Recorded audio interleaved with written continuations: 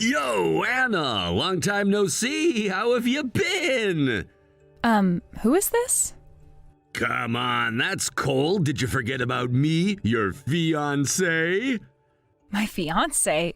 Wait, could it be Morgan? You remembered. That's my girl, my fiancé. Don't call me your fiancé. Do you have any idea how ridiculous it is for you to just contact me out of the blue? You went missing on our wedding day. How did you even get my contact information? I made a new account. Oh, I know someone who knows you. I asked them for your contact details, and here I am reaching out. No need to get so worked up. What is it, early menopause? Menopause? I am not that old yet. Have you forgotten we're the same age, childhood friends? And what do you want now? Out of nowhere, you ignored all my attempts to reach you when I tried contacting you back then. Yeah, I know. I messed up by ditching the wedding. But you know, back then I thought I could find someone better, someone more suited for me. But after 3 years of thinking it over, I realized there's no one better than you. So let's get married. What? Are you out of your mind? Don't joke around with me. What's with the attitude? Are you so happy you're angry now? You're so cute.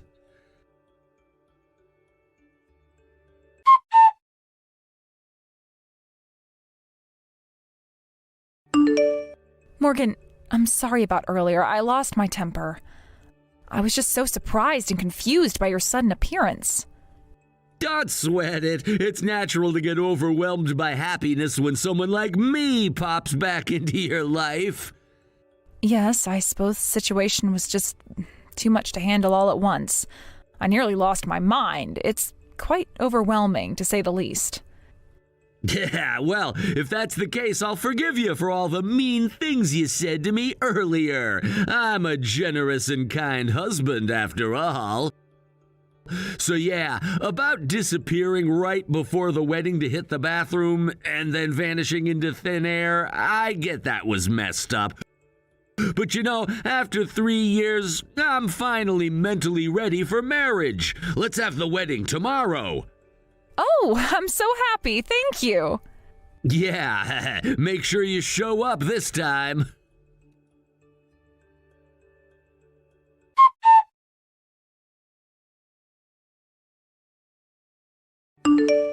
Bree, Morgan contacted me. If you hadn't given me a heads up earlier, I probably would have lost it in anger. Thank you. I'm just glad I could help. I was also really surprised when he reached out to me about a week ago. It really was such a huge help. I couldn't get in touch with him at all. I can't thank you enough for pretending to be one of my acquaintances and giving him my contact info. I just did what I was asked to do, but I'm relieved everything went smoothly. Yeah, well, it's not like saying you're one of my acquaintances is a complete lie anyway. I bet that fool has no idea we were setting him up.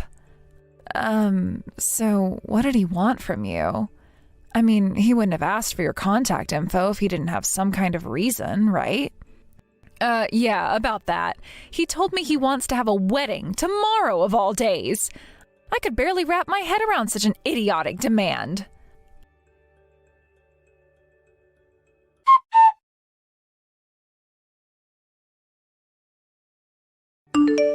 I'm so sorry, Anna.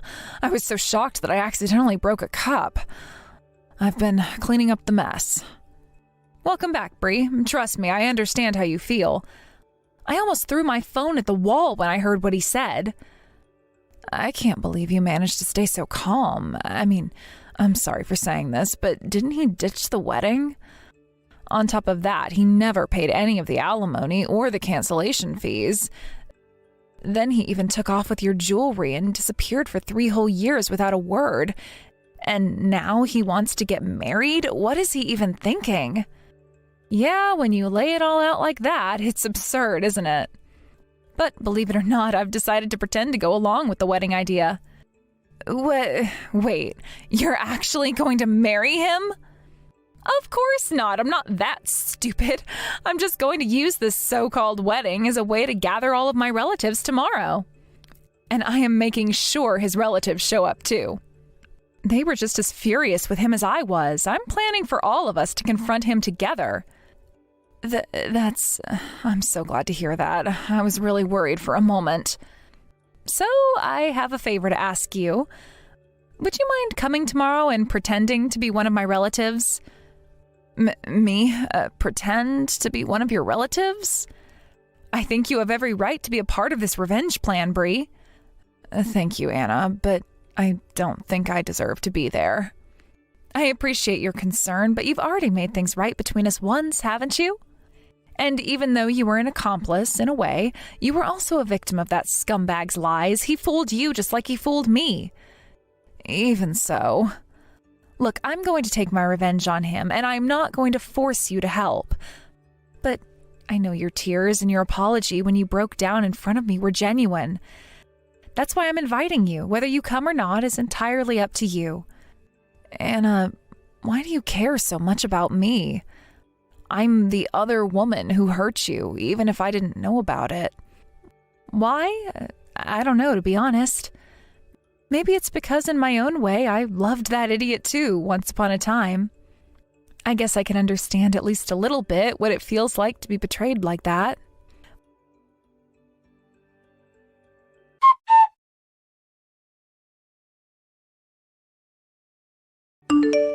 Morgan, so the wedding ceremony itself wasn't doable right away, but I managed to book a reception hall. I'll send you the link later. That's my Anna. You're as quick as ever. So the big day is finally tomorrow, huh? I'm really looking forward to it. Yeah, I'm really looking forward to it too. I'm so excited. I feel like I might just lose my mind from all the excitement. Hold on. Let's take it easy and catch up on those 3 years we've missed. Serving me is your true joy in life, right? I'll make sure you get plenty of chances to do that, so be ready. You're really lucky to have me, aren't you? Yes, I am incredibly lucky. After all, I'm finally getting to do something I've always dreamed of doing. Oh, right. Listen, I'm sure you're not dumb, so you'll get this, but don't invite my relatives, and don't invite yours either. You know, I don't get along with my family, and you, being single at your age is just embarrassing, right? So let's keep it just between us, a private wedding, just the two of us. Don't worry, I won't invite anyone. Just the two of us, swearing our love for each other. How romantic.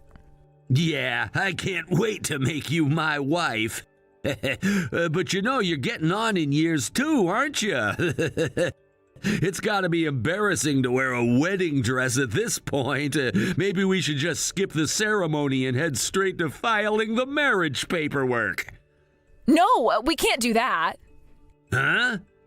Oh, I mean, weddings are a big deal for women. You know that, right?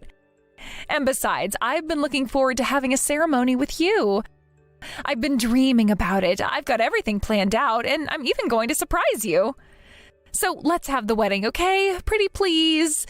If we do, I think I'll end up loving you even more than I already do.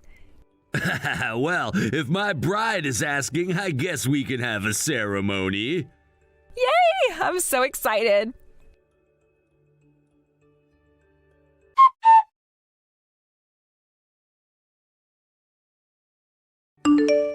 Bri, help me! I'm contacting you while trying to hide from my relatives. I'm being held captive at home and I can't get out.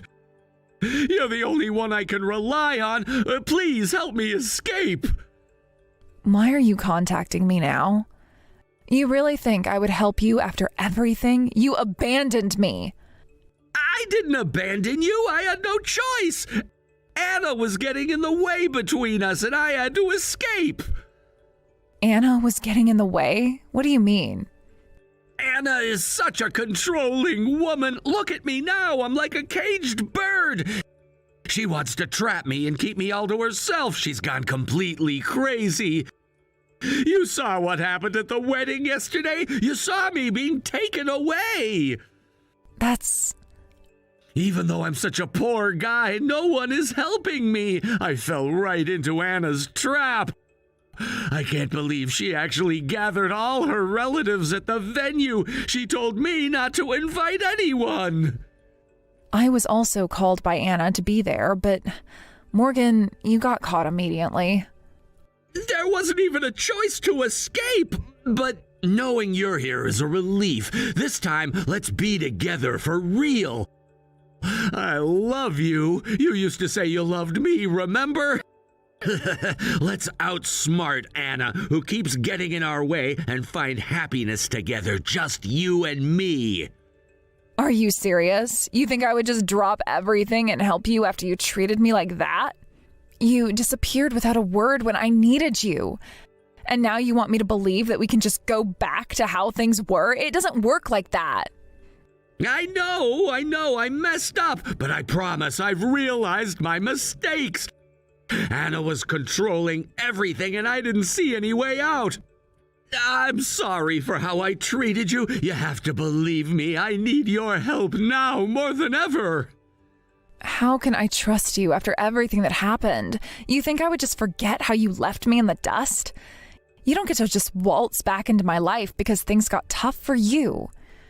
Please, Bri, just think about it. If we team up, we can get away from Anna together. We can have the life we wanted. Just one last chance, that's all I'm asking for. I know I messed up before, but this is different. I need you. You can't expect me to just take you back after you hurt me so badly. You made your choice. You chose Anna over me. Now you want me to help you escape from her? What about how I felt when you left? I didn't mean to hurt you. You have to believe me. I thought I was doing the right thing at the time. Anna made it seem like I had no choice, but now I see things clearly.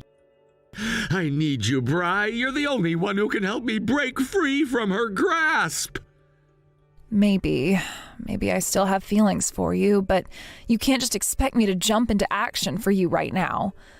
You need to figure out what you want. If it's really me, then prove it.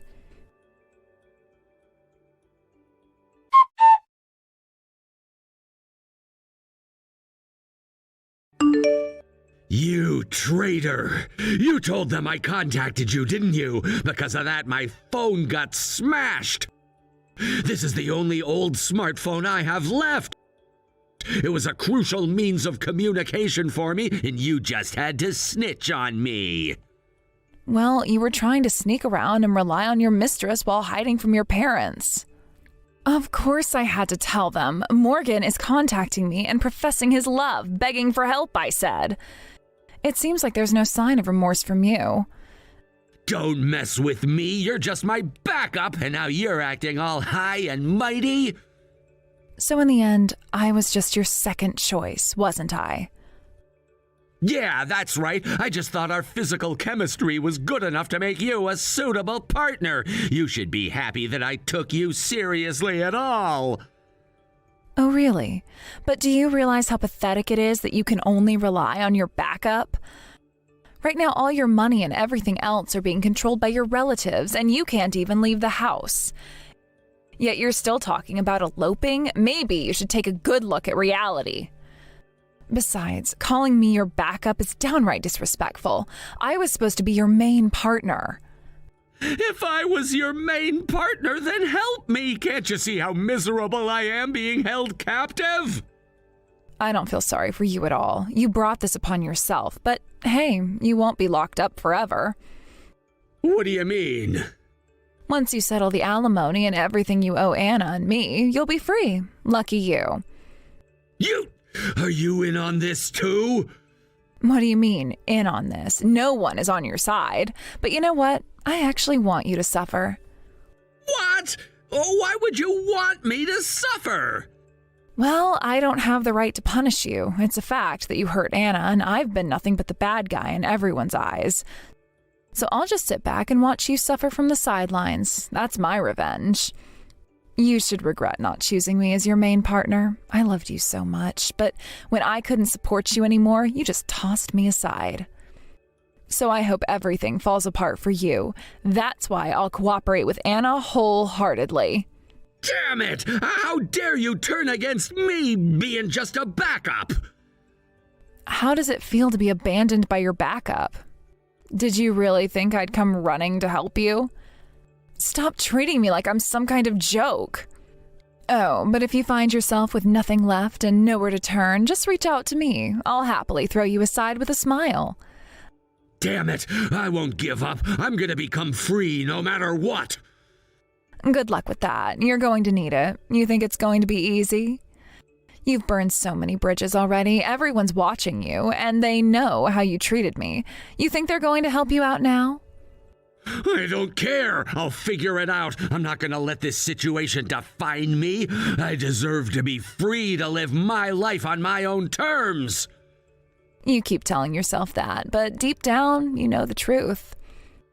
You're stuck, and it's all your fault. You could have had a life with me, but you chose Anna. You thought it would be easier, but look where that got you. Alone, desperate, and with no one to help you. Shut up! I know what I did, but I'm trying to make it right. I'm trying to break free from this mess. Make it right? How? By calling me when you need help after treating me like trash? You're delusional. You should have thought about the consequences before you got yourself into this situation.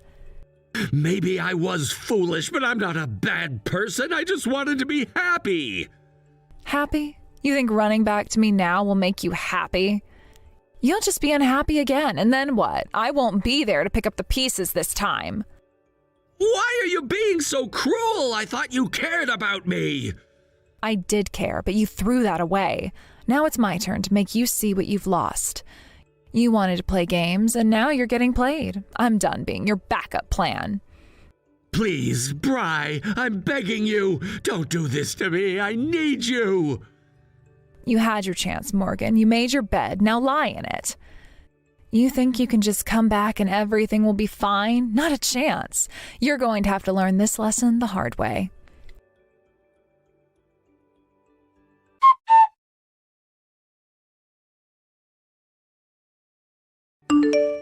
Bri, you've got to help me. I swear, if you help me out, I'll love you like I should have all along.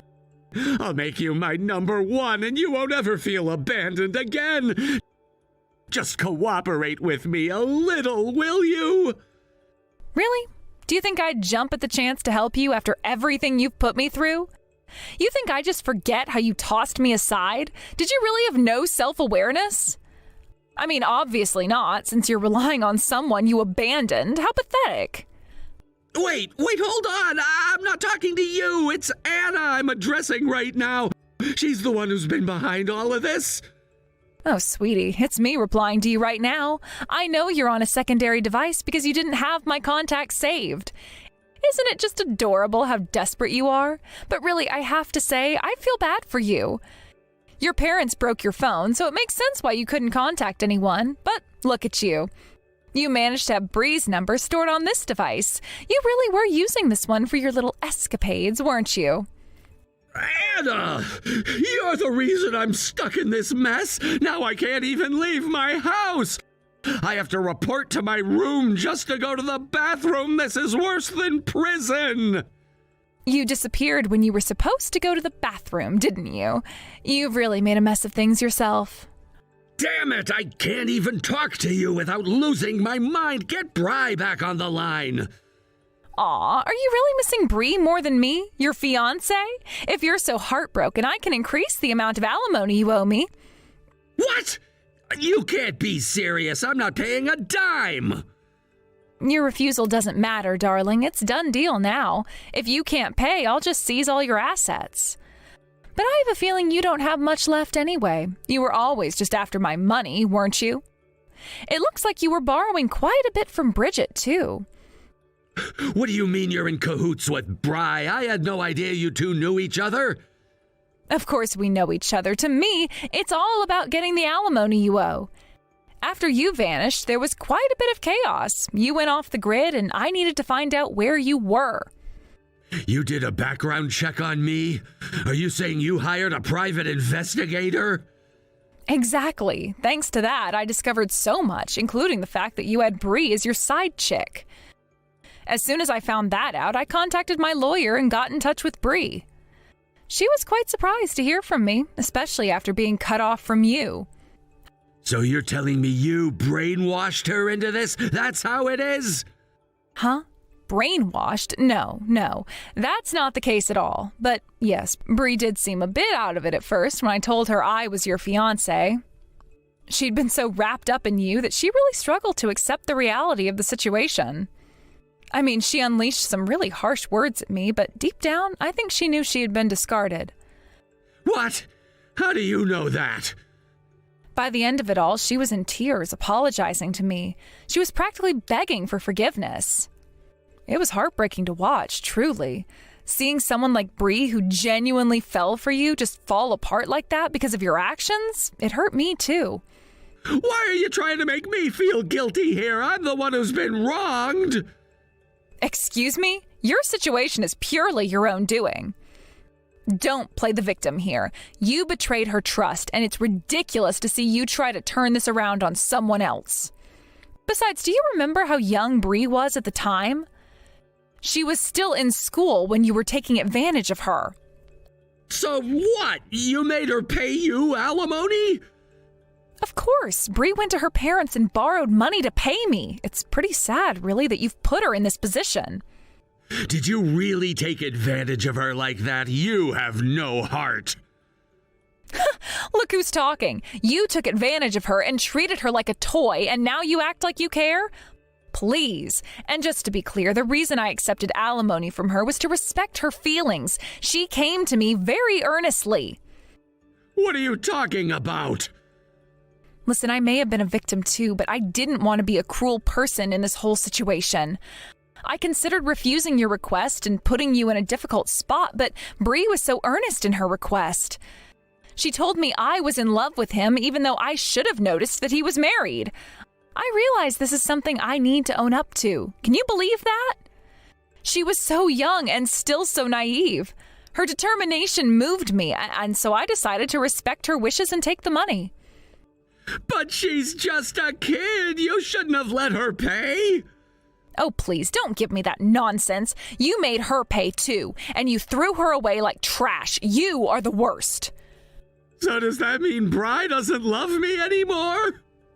Are you kidding? Why would she still love you after everything? Why do you think she should still have feelings for you? But she always used to say she loved me. Do you even realize what you're saying? You think after abandoning her and disappearing without a word that she's still supposed to be pining for you? You must be out of your mind. You destroyed her life, Morgan. She had to drop out of college and start working just to pay back her debts. But I have to give her credit. In these 3 years, she managed to pay off her loans. What? You made her work so hard for you? She was determined to do it herself, and I think that shows a lot of strength, especially considering everything she's been through. You took advantage of her feelings and left her with nothing. She deserved better than that.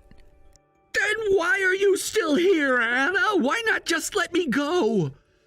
You think I'm going to let you off easy? Not a chance. I am not the one who gets to decide whether you go or stay.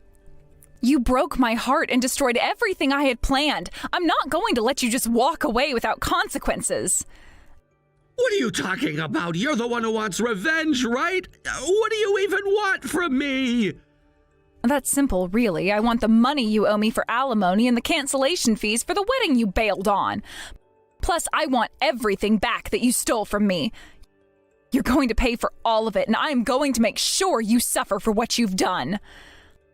No way. I don't have any money right now. You know that. My finances are a mess. You can't do this to me.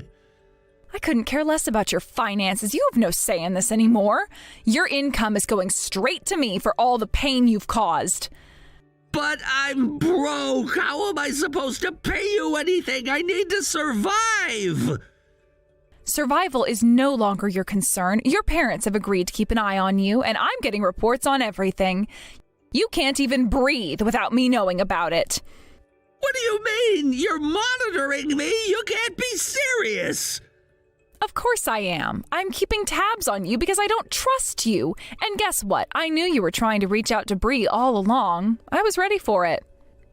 Are you serious? You knew I was trying to contact her? You were watching me the whole time?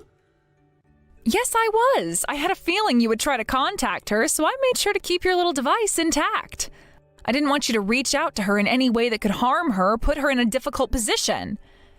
Then what? Am I supposed to just sit here forever? You can't just do this to me. You think you can run away from this? You're going to be right where I want you until you fulfill your obligations. You can stay locked up in your own home or you can deal with me directly. But either way, I'm not letting you go until I see you pay for what you've done to me. You're insane. You're out of your mind. Insane? Maybe. But it's nothing compared to the betrayal you pulled on me. You'll learn to appreciate how valuable a good fiancé can be once I'm done with you.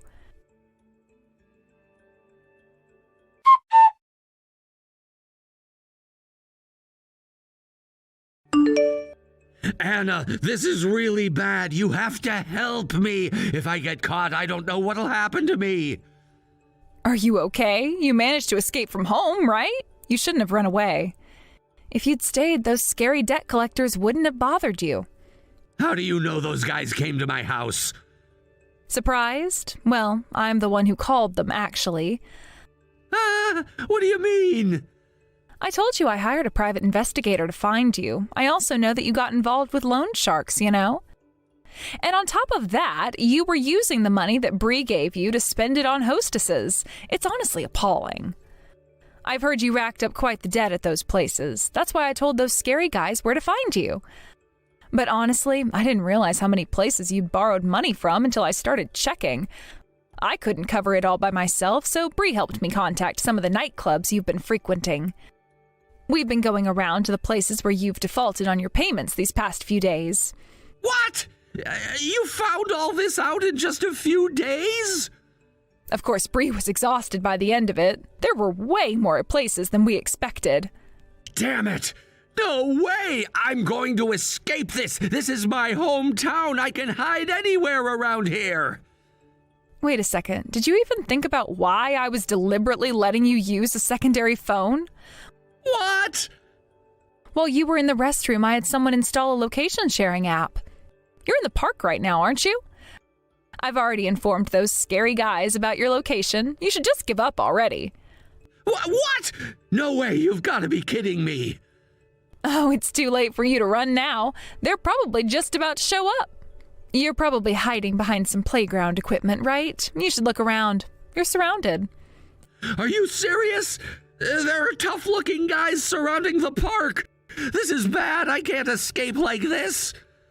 Honestly, if you thought you could escape, then you're the one who's crazy. You should return what you borrowed. Look, as for the compensation we're owed, we'll take everything you have left. After all, you're never going to be able to repay those debts anyway. So, good luck with your time in jail. This time, even if you do go to the restroom, you won't be able to get away. You can't be serious! You called those guys on me? I can't believe you would go that far. What happened to us being friends? Friends? You think this is about friendship? You betrayed me in the worst way possible. You think I'm just going to stand by while you run away from your responsibilities? You thought I wouldn't find out about your debts and all the trouble you caused? You left me with nothing. So now it's my turn to ensure you face the consequences. But I was trying to protect you. I thought if I just disappeared, the debt collectors would leave us alone. I didn't want you to get dragged into my mess. You think disappearing was protecting me? You put me in an even worse situation. I was left to deal with everything while you ran away. You thought I wouldn't be angry? You thought I wouldn't want justice? I didn't think you would go to such lengths to get back at me. I'm scared. You don't understand. If those guys find me, I'll be in serious trouble. And you think that I should care? You should have thought about that before you decided to run off and leave me with the wreckage of your choices. This is what happens when you decide to play games with people's lives.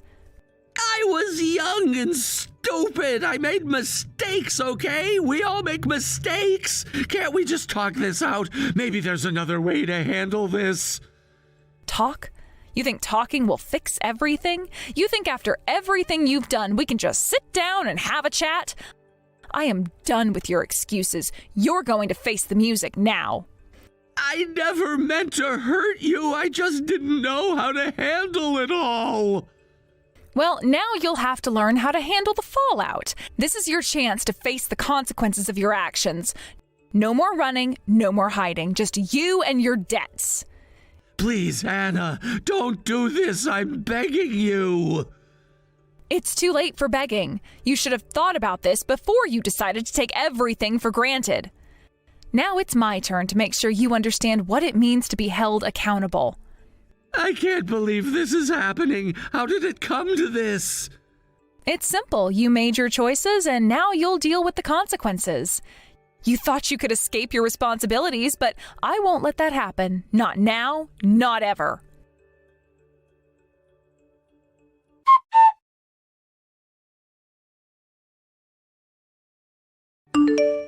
Morgan has been forced out to sea, laboring every single day from early morning until nightfall. The routine is relentless, and each day feels like a carbon copy of the last. The ocean stretches endlessly before him, a vast expanse that reflects the weight of his burdens. The ship on which he works is equipped with a toilet, a small convenience that might seem like a relief in such a harsh environment. However, it's essential to understand that the ship feels more like a prison than a place of work.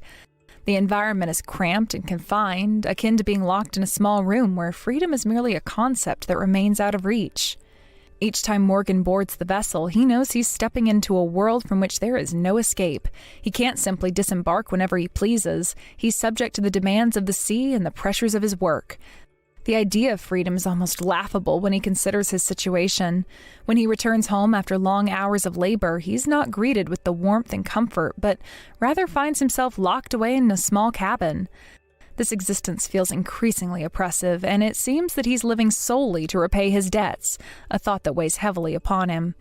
I heard from a mutual friend that he once tried to make a desperate attempt to break free from this unending cycle of work. He tried to escape and go to Bree's place, thinking perhaps he could find solace and a reprieve from his harsh reality there. Unfortunately, his hopes were dashed, and the outcome was far from what he had envisioned. He was kicked out and sent back, a rejection that must have felt like a devastating blow. The very act of trying to escape illustrates the depth of his despair, but facing hostility upon his return must have been a crushing experience for him. The rejection not only dampens his spirit, but also reinforces his sense of entrapment. In stark contrast to Morgan's tumultuous life, I find myself living a much quieter and more serene existence. My days are filled with small joys and the comfort of a loving relationship. I'm currently in a relationship with a man who brings genuine joy to my life. He's a wonderful person, and while I appreciate his qualities, I'm also careful to take my time in getting to know him better. I think he has a good heart, and I'm grateful for the moments we share together. However, I firmly believe in the importance of patience. Building a strong foundation in our relationship requires both of us to invest time and understanding into one another. Rushing into anything would be unwise. I want to ensure that we're both ready for what comes next in our lives. Our relationship is something I cherish deeply. It's filled with laughter, shared experiences, and mutual respect. I find joy in our simple moments together, whether we're going for a walk, enjoying a meal, or just talking about our day. These experiences are precious to me, and I recognize that they are the building blocks of a strong partnership. When I think about the possibility of marriage, it fills me with both excitement and trepidation. If this man is as good as I believe he is, then I would love to consider taking the next step together. The idea of marriage represents a significant commitment, one that carries a great deal of weight and responsibility. Marriage isn't just a celebration, it's a promise to support one another through all of life's ups and downs. It signifies a mutual commitment to nurturing our love, building a life together, and facing challenges as a united front. I want to make sure that we're both prepared for this journey before making any decisions. Reflecting on Morgan's life, I can't help but feel a sense of sadness for him. He's trapped in a cycle of work and confinement with little hope for escape or relief. His life is a stark reminder of how vital it is to have the freedom to choose one's own path. The inability to choose can be suffocating, and it often leads to feelings of hopelessness and despair. In my own life, I have that freedom, and I don't take it for granted. I'm able to pursue happiness and seek a life that brings me joy and fulfillment. The ability to choose who I want to be with and how I want to live is a privilege that I deeply appreciate. It's something that not everyone has the luxury of experiencing, and I am grateful every day for my circumstances. As I navigate my relationship, I often reflect on the qualities that are important to me in a partner. Trust is paramount. I want someone I can rely on completely, someone who will be there for me no matter what. Respect is equally important. I want to be with someone who values me and my opinions. Understanding and communication are also crucial elements of a successful partnership. It's essential that we're able to express our thoughts and feelings openly, without fear of judgment or misunderstanding. I want to be able to share my dreams, fears, and aspirations with him, and I hope he feels the same way. Building a strong emotional connection is vital to the health of our relationship. While Morgan's life is filled with struggles and confinement, I find myself embracing the little joys that life offers. The quiet moments spent with my partner, the shared laughter, and the comfort of being with someone I care about all contribute to my happiness. These moments may seem small, but they are the essence of what it means to build a life together. I often reflect on my life before I met him. I remember the loneliness I felt, the uncertainty that loomed over me. It's incredible how one person can make such a positive impact. Since meeting him, I feel as though I've found a piece of myself that was missing before. I feel grateful for the love and support we share, and I cherish the journey we're on together. As I contemplate the future, I am filled with hope. I have dreams not only for myself, but for us as a couple. I envision a life filled with love, laughter, and shared expectations. I want to create a life where we can both thrive, where we can support each other's goals and aspirations. Traveling is one of my aspirations. I want to explore new places, experience different cultures, and create beautiful memories together. I dream of building a home that radiates warmth and happiness, a sanctuary where we both feel safe and loved. A home filled with laughter, love, and shared memories is what I long for, and I believe it is possible with the right person by my side. However, before taking the leap into marriage, I want to ensure that we're aligned in our goals and values. It's essential that we have similar visions for our future. I want to be confident in my choice to marry, knowing that we are both ready to embrace that commitment. The concept of marriage is significant and should not be taken lightly. It's a commitment that requires dedication, love, and understanding. I want to feel assured that we are both prepared to embark on this journey together. The last thing I want is to rush into a decision that could have lasting repercussions on our lives. In a stark contrast to Morgan's situation, I'm grateful for the opportunities I have. I recognize that I can shape my destiny, pursue my dreams, and seek a life filled with love and joy. It's a privilege that I hold dear. I want to make choices that reflect my values and dreams, always holding on to the hope that our love can grow and flourish. As I continue to navigate my relationship, I find myself cherishing every moment we share. I look forward to the future, knowing it holds endless possibilities. I'm excited about the prospect of building a life together, one where we can create a family, pursue our passions, and support each other through every challenge life may throw our way. If my partner is indeed the good man I believe him to be, I will gladly embrace the idea of marriage. It would be a beautiful culmination of our journey, a celebration of love, commitment, and the bond we've built together. Ultimately, I wish for Morgan to find a way out of his predicament. Everyone deserves a chance at happiness, to break free from the chains that bind them. I hope he can find a way to escape the suffocating grip on his current life, to discover a path that leads him to joy and fulfillment. As I reflect on my own life, I'm filled with gratitude for the choices I have. I recognize the privilege of being able to shape my own future, and I will continue to strive for a life filled with love, laughter, and meaningful connections. Morgan's struggle serves as a powerful reminder of the importance of freedom and choice. It compels me to appreciate the life I have and the love that surrounds me. The contrasting experiences we share highlight the vast differences in our lives and the various paths we've taken. I want to hold on to that feeling of gratitude and continue nursing my relationship.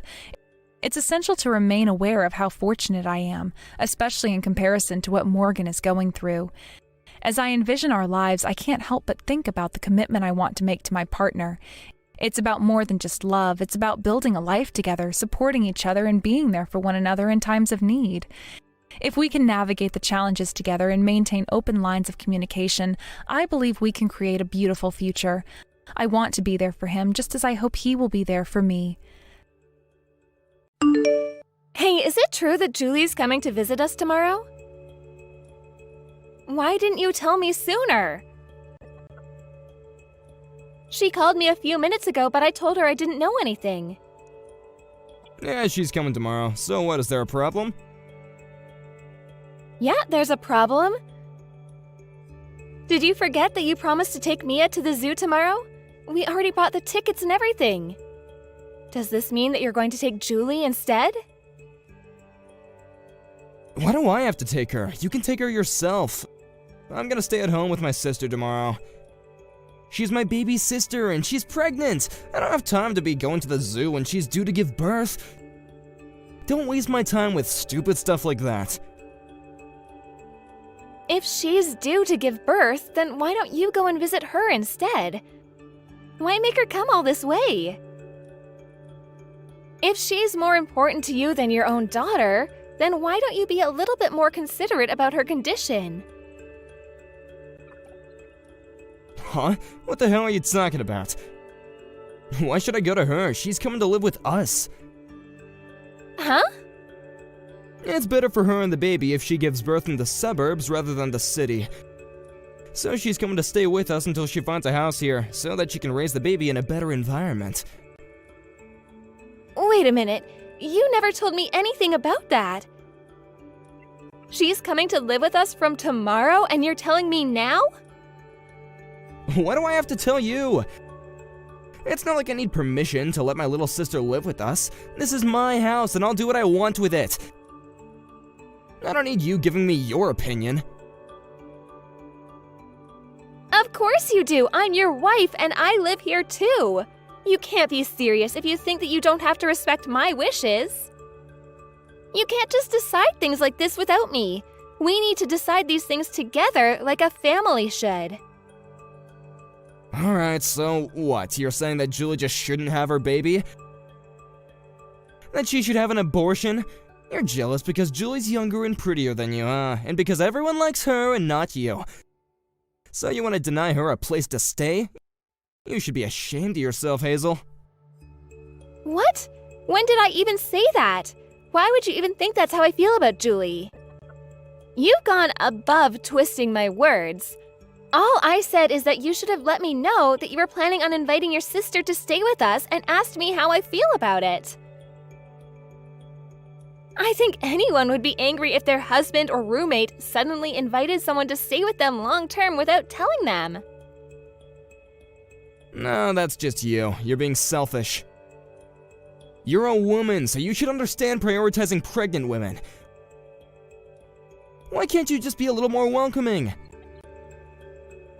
I bet that you're the type of woman who complains when nobody gives up your seat in the transport when you're pregnant, but then never gives your own seat up, huh? Where on earth did that come from? Are you seriously trying to lecture me about putting pregnant women first? You're not listening to me at all. If Julie's pregnant, then of course I'm wishing her a safe pregnancy and a happy new life with her baby. But this is completely different. You're talking about letting your sister live with us, but she's pretty much a stranger to me. I haven't spoken to her much and I've hardly ever met her. Shut up! What's so different about it? You're jealous of her, so you're not happy to welcome her into our home? Fine. I've had enough. There's no point in talking to you about this. You know, this is why my family hates you. None of them like you, if you didn't notice. Maybe if you put a little more effort into being thoughtful and treating other people with a little more care, they'd be happy to accept you into our family. But this is what we get. Oh, look who's talking. You don't care about how I feel about your little sister moving in. And about Mia being sad that you're not going to take her to the zoo. You don't know the first thing about treating other people with care. Anyway, what does it mean that James is going to live with us as well? Of course he is. He's the baby's dad. Why would he come with her? All right. Have you met him before? I've never met him, but if Julie's decided to be with him, then that must mean he's a great guy. I trust her judgment completely. There's nothing to be worried about. We're lucky to be able to live with the both of them. You should be happy with my decision, too. I haven't heard many good things about him from your parents, though. Are you really sure about letting him live with us? I get that you want to help your sister, but he's a complete stranger. You've got to think about this. Do you really have to complain about every little thing I do? Why can't you just keep quiet and do as I say? Whatever. If you're not gonna accept that Julie and her husband are coming to live with us, then maybe you're the one who should leave. What? You're kidding, right? No, I'm not. Take Mia and get out of my house. That way you don't have to live with Julie and her husband. That's what you want, right? Go live somewhere else where you can do whatever you like, and I'll do what I like here. I don't want a jealous woman like you around bothering my little sister when she's trying to have a baby anyway. Oh, wow. You're actually being serious. Yeah, of course I am. I'm Julie's big brother. She's due to have a baby in a few weeks and she needs me. It's my job to be there for her when she needs me. No matter what, even if my own wife starts being self-centered and childish, I'm going to be there for my baby sister. You and Mia don't need me like my sister does, so you'll be fine by yourself, so get out! Get out for Julie's sake! Is that all you've got to say to me? Yeah, get out and live on the streets for all I care. Get out before you spread your germs to my precious little sister. You don't belong here anymore.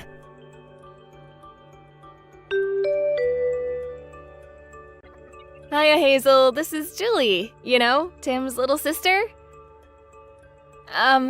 Just to let you know, I decided that it would be best for me to come over today instead of tomorrow.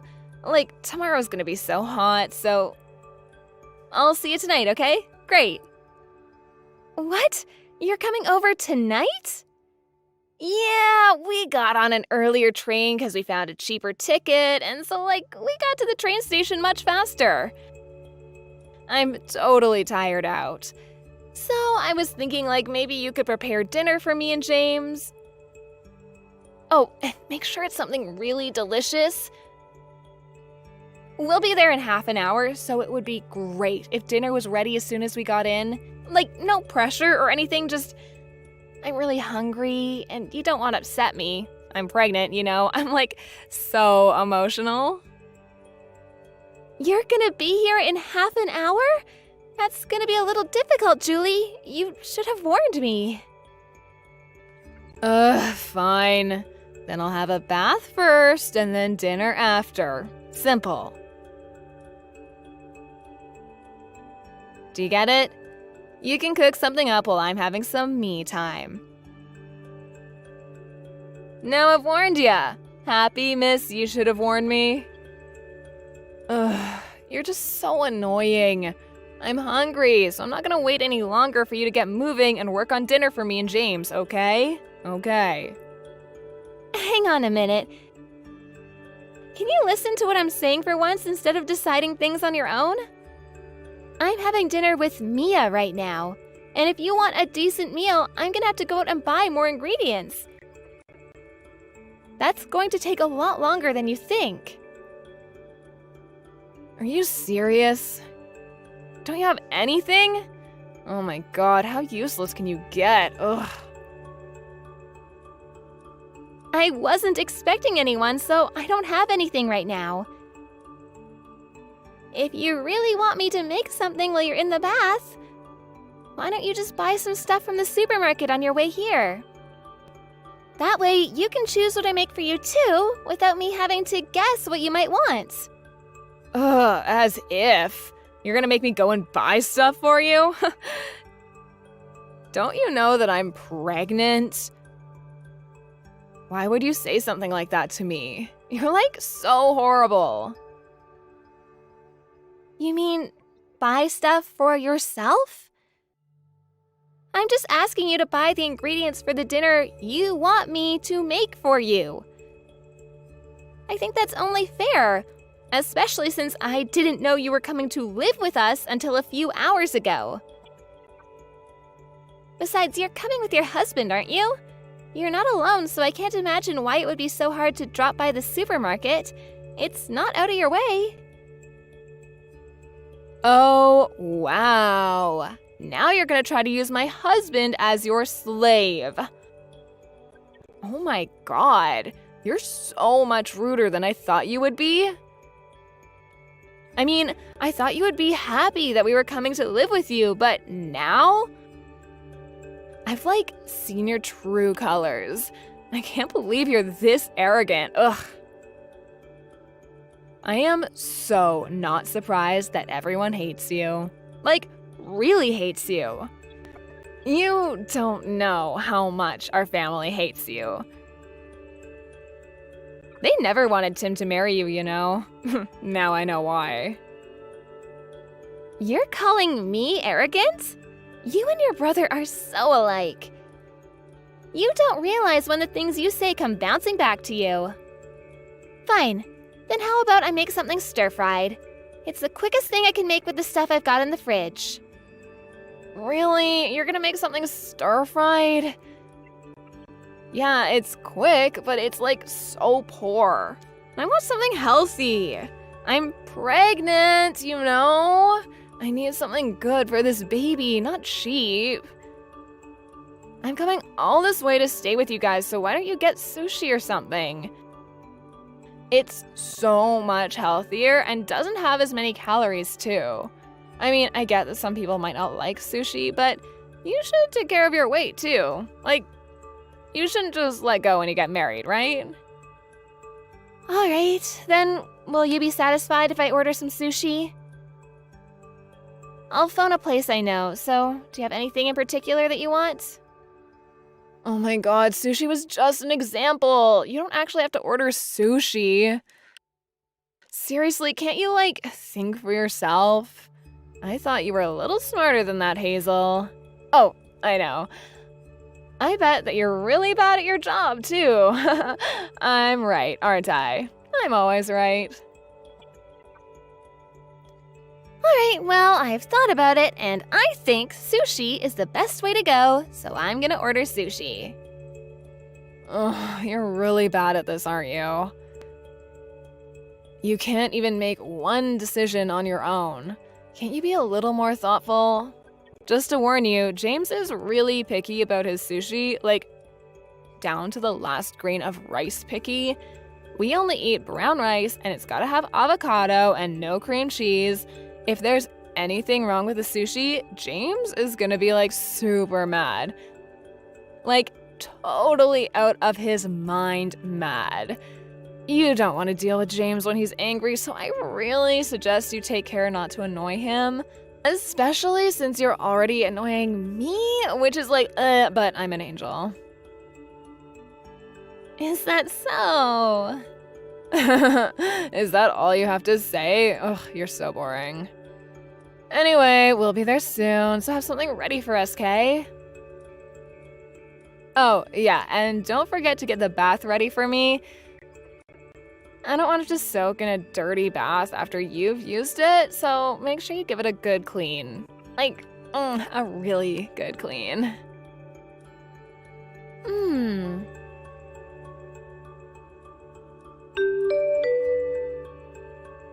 Can't you make her shut up? I'm getting a headache from all the noise. I'm trying to sleep over here, so get Mia to stop crying already. Why do you think she's crying? She's upset that you're not going to take her to the zoo tomorrow, even though you promised you would take her out.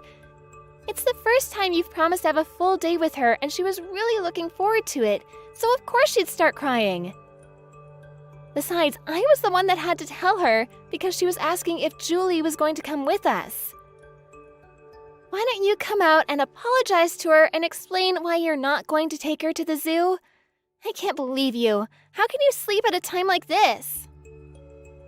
Why should I care? I'm staying home with my little sister tomorrow, so you take her to the zoo instead. I don't get why I have to take her when you have time to take her yourself. Because she wants to spend some time with you.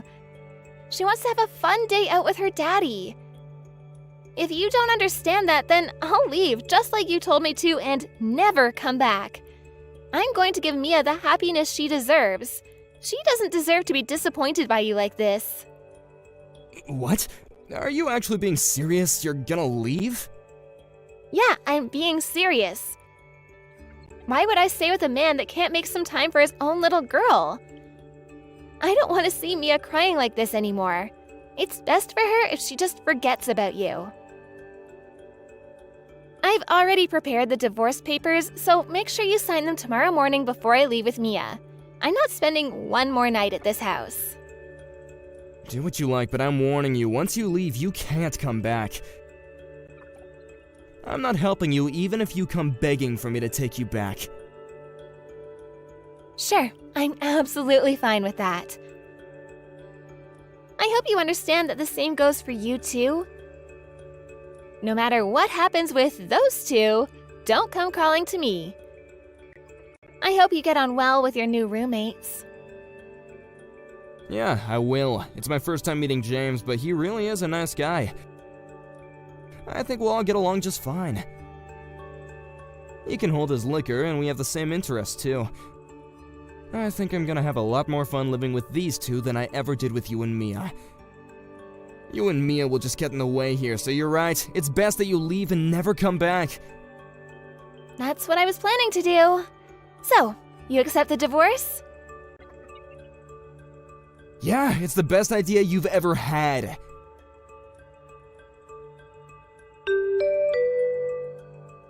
Hey, Hazel, you can come back now. Excuse me? You've had plenty of time to reflect on what you did, so I'll let you come back if you apologize to me and my sister. I'm sorry, what? What do I have to apologize for?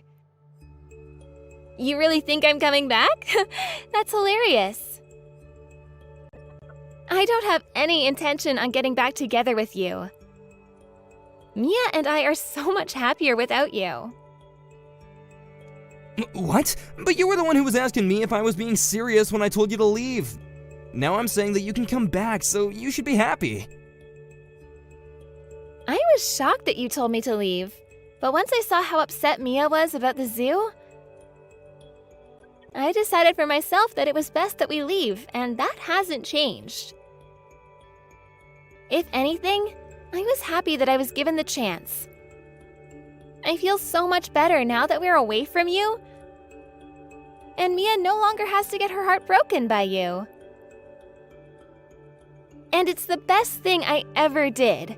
I managed to get away from a self-centered ass like you and away from that childish, selfish bully of a little sister. I still don't even know what kind of person that James guy is, but I could sense that he was troubled the second he walked through our door. It was the right choice for me to separate you and those two from Mia. I don't know what might have happened to her if we stayed with you.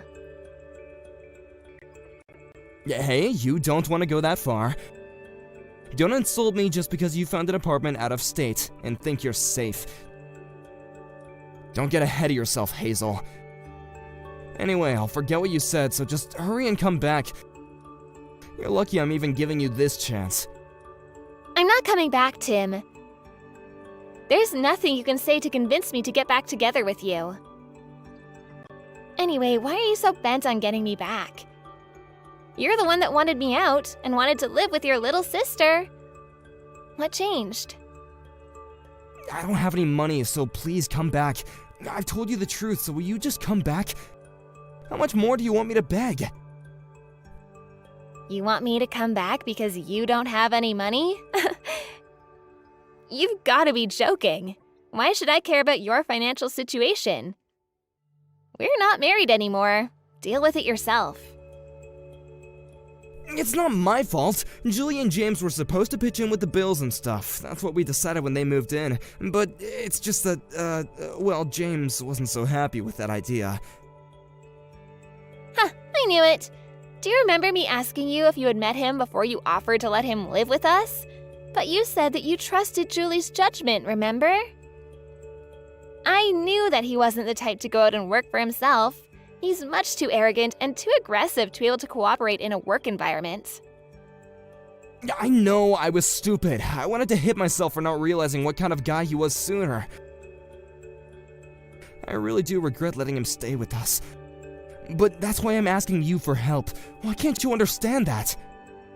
So, what kind of person did he turn out to be? In the beginning, he was a great guy, friendly, generous. He was kind of rough and brutish. But he didn't seem like a bad guy. He was growing on me. But the more time passed, the more he changed, or the more that he was acting like his usual self more like. He was talking down to me a lot and spending most of his time sleeping around the house. I was kind of getting really scared of him. Oh, really? But that was still, I could overlook that. It's just recently he's been bringing his friends around without telling me. It's some really big, strong-looking guys. I met some of them when I came home from work the other day, and I found out that he's part of a gang. They've been coming and going whenever they want because James gave them a spare key to the house. He made the keys without even asking me. The house has become their base of operations or something. There's always someone here. He's part of a gang? Well, I'm not surprised.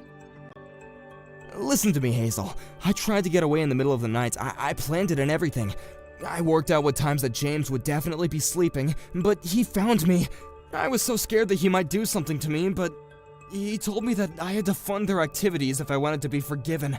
They're watching me day and night so that I can't escape. I don't know what to do. I don't have the kind of money that they're asking for. How's Julie doing? Does she know what's happening? She's working with them! She's threatening me for money too! They were planning on doing this all along. She told me that the only reason she wanted to live with me was because she needed money. They've taken over the house. You've got to help me. I can't handle living with this anymore. I don't have any obligation to help you. Especially not after what I've had to suffer with you. I don't have any intention of giving you any money just so you can hand it over to Julie and her husband. You've got to do something about it by yourself. You were saying that you would do anything for your precious little sister, remember? That's why you told us to get out. So, why don't you go ahead and do that? Well, yeah, I said that, but I didn't know what she was up to. I wouldn't have said that if I knew that she was gonna try and use me for money. Why should I care? We're strangers now. I don't have to help you. You're the one that told me not to come begging for help once I left. I have to prioritize Mia and her happiness, so I'm not gonna help you when it's obvious that they're just gonna keep asking you for money. I don't want you calling me anymore, do you understand? You don't have any right to bother me. Hey, wait a second, just hear me out! Please, you've gotta lend me some money, just a couple $100. No way! Use your own money, or find a way to earn more. Julie's pregnant. Can you really ignore us when we're in trouble? How heartless can you be? It's not the baby's fault that Julie and James can't earn any money for themselves. Don't you feel sorry for the baby? It's gonna be born into a house that's been taken over by some gang. I'm only staying so I can help the baby. It doesn't deserve to live like this. Only we can help the baby, so lend me some money, Hazel. How do you plan on saving a baby that doesn't even exist? What are you talking about? Of course it exists. It's gonna be born soon. It's gonna need me to save it. But Julie's not pregnant, is she? What? I knew from the beginning. You must have thought that you had me deceived, but I knew. A few days before she moved to our place, I saw her. I happened to see her in town when I was shopping, and she was not pregnant. She didn't have a baby bump. But that same week, you told me that she was due to have a baby in a few weeks. It sounded fishy, and I thought you were being ridiculous on purpose. You mean you couldn't see her baby bump because she was wearing baggy clothing, right? No, I mean, she didn't have a bump. The clothes she was wearing showed that she had a very slender waist. It was just a few days before she came to our house, so she should have had a pretty major bump, but she didn't. Besides, no matter how baggy the clothes are, you can't completely hide a bump when you move around. And I don't know if you've forgotten, but I've been pregnant before. When she came to our house, she had a cushion or something stuffed down her shirt. It was so obvious that it wasn't a real baby bump. I guess she doesn't understand yet that babies are actually pretty heavy when they're in your stomach. I knew that they were up to no good when they came, and I knew that you were cooperating with them to get me and Mia out of the house. I can't believe you. You actually knew? Yeah, that's what we were planning in the beginning. I thought up a way to get you to leave with Julie and James, and we were gonna work together. We were gonna start a company together from this house. I thought that we were all going to make an effort to earn money to start that company, but everything changed. That's how they convinced you to let them live with you? It's hilarious that you managed to get tricked by that. After you left, they completely changed. They started spending more time in the house with their friends while I went to work to earn money. Then they started asking me for money and they didn't put any money into the house. I've been surrounded by gang members, people that I don't know for the past few weeks. They're always watching me, making sure that I go back home and go to work. They've taken over my bank account. But that's all your own fault. I told you to rethink letting them stay with us. Anyway, I've had enough of hearing about your sob story. The only thing I've got to say is that I told you so. Goodbye, Tim! What? Wait a minute, you can't be serious!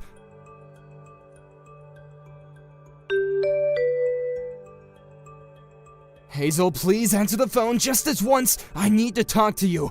Please, I don't have anywhere else to turn. No one else will help me. Sure, I'll listen. But I'm only doing it to laugh at how stupid you were. Don't expect anything else.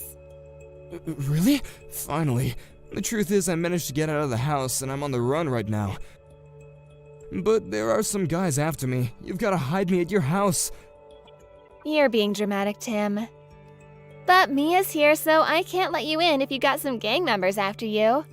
I'm not risking Mia's safety for you. I'm not giving you our address. I'm not being dramatic, it's true. I've got proof of the illegal stuff that they've been doing.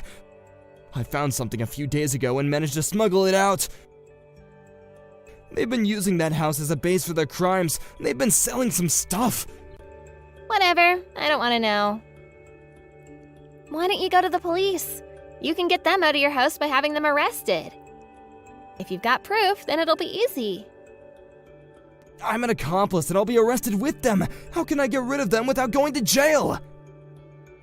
No, I already know how I'm going to use this as evidence, okay? I'll use it to make a deal with them. They won't be able to say no to anything I have to offer.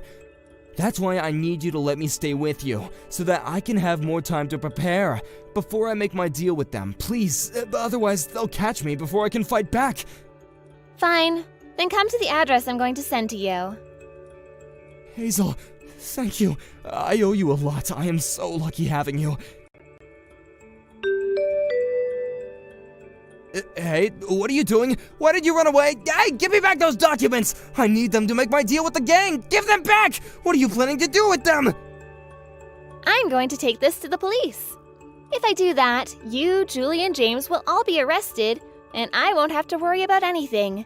Mia and I will live happily ever after. Are you gonna betray me? You're the one that betrayed me first. Don't you understand that? Maybe you should put a little more effort into being thoughtful and treating other people with a little more care. If you did that, then maybe people would be more willing to offer you a helping hand. After that, I took the documents I had stolen from Tim to the police and helped them with their investigation. The documents provided the police with evidence that the gang Julie and James were involved with were linked to all sorts of fraud and cons that had been committed in the area. Julie, James, and Tim, as well as a few dozen other gang members, were all arrested in the days following. Everyone, excluding Tim, had been charged with other offenses, so they were all dealt jail sentences almost immediately. Tim was given a suspended sentence of a couple of years, but ended up going to prison anyway. As for me, I regained the rights to the house I had been forced out of and decided to renovate it before putting it on the market. Once Tim was out of prison, he didn't have any money or a place to stay. He couldn't return to the old lifestyle he used to enjoy and had to work day and night to return the money he owed. But he soon lost hope in working like an honest person and started gambling. betting the little money he had on making a fortune. He ended up addicted and began to commit crimes to fund his gambling. I don't know exactly what for, but I hear that he's back in jail. Mia and I are living peacefully in a new home in a new neighborhood using the money I got from selling the old house. I've learned an important lesson about choosing wisely when I pick who to be friends with and who to spend the rest of my life with. And I hope that I can continue to protect and raise Mia into a good person and teach her how to choose honest, trustworthy people as her friends as well. Hey Sarah, have you calmed down a little bit? I'm really sorry about yesterday. I think that Mom and Dad didn't mean to make you feel bad or anything. I don't think this is something I'm going to just calm down from. I know. I'm sure you're still pissed off, but just come home, okay? Let me explain everything, okay? I don't want to listen to any more explanations. I'm just in shock right now. I don't even want to talk to you. Don't be like that. Come on, we're engaged, right? I don't know. I need to think about that too. What? You literally said yes to me last month.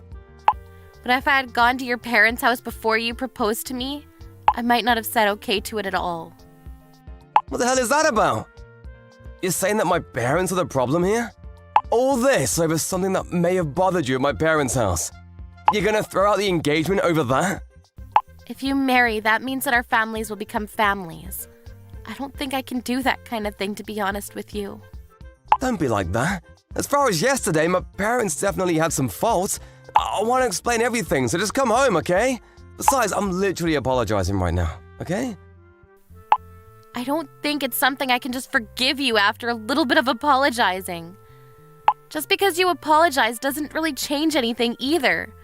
I don't even really like the attitude that you had at your parents' house yesterday either. What are you talking about? It's really not that big of a deal, is it? Were you really that sensitive of a person? Oh, you're seriously so much work. You're saying that I'm so much work? Do you really understand what kind of damage you all caused yesterday? Yes, I understand. That's why I keep apologizing to you. You're getting a little annoying now. You really should start reconsidering how you think. What? Me? I'm the one that needs to start reconsidering my thoughts. Just to be perfectly clear here, your son's fiancé comes over to say her greetings before getting married, and then your own dad throws hot tea on her? That's not normal! I'm sorry. Dad really didn't mean anything by it either. If he really did that without thinking that it would be something bad, then that's also pretty terrifying as well. I'm pretty scared to think about your own mum who was just standing there watching us too. Don't talk so bad about my family, okay? You really have a bad habit of focusing on the negative things. You should really fix that, you know? What? Are you freaking crazy? I had hot tea thrown onto me. And me complaining about that means that I'm focusing on the negative things? That's literally what I should be complaining about. I don't think that there's anything that's possibly good about that situation. Don't think much about it, okay? Dad and Mom were just worried about me. They just wanted to protect me. Protect you from what, moron? Not only did I have hot tea thrown at me, why the hell were you standing there laughing while I was burning? Oh, I'm sorry about that. It was just a situation I hadn't encountered before, so I just couldn't help but laugh. I was literally burned by the tea. Did you even know about that? Yeah, I was worried about you after I realized what was happening. Yeah, you were. You really pretended to be worried about me, didn't you? It wasn't pretending! You were definitely pretending. While I was running around screaming that it was hot, you were just laughing at me the whole time. I really felt like you were the worst person on the planet. Oh, I said I'm sorry. It was just a little funny. It's not funny at all. I really thought that you were just as crazy as they were. Oh, what are you talking about? Me too. You trying to say that my parents are insane? Yeah, I am. I think they're certifiably insane. I didn't even mention the best part. After I ran out because I was pissed off after having hot tea thrown on me, you didn't even bother chasing me out of the house to check on me, did you?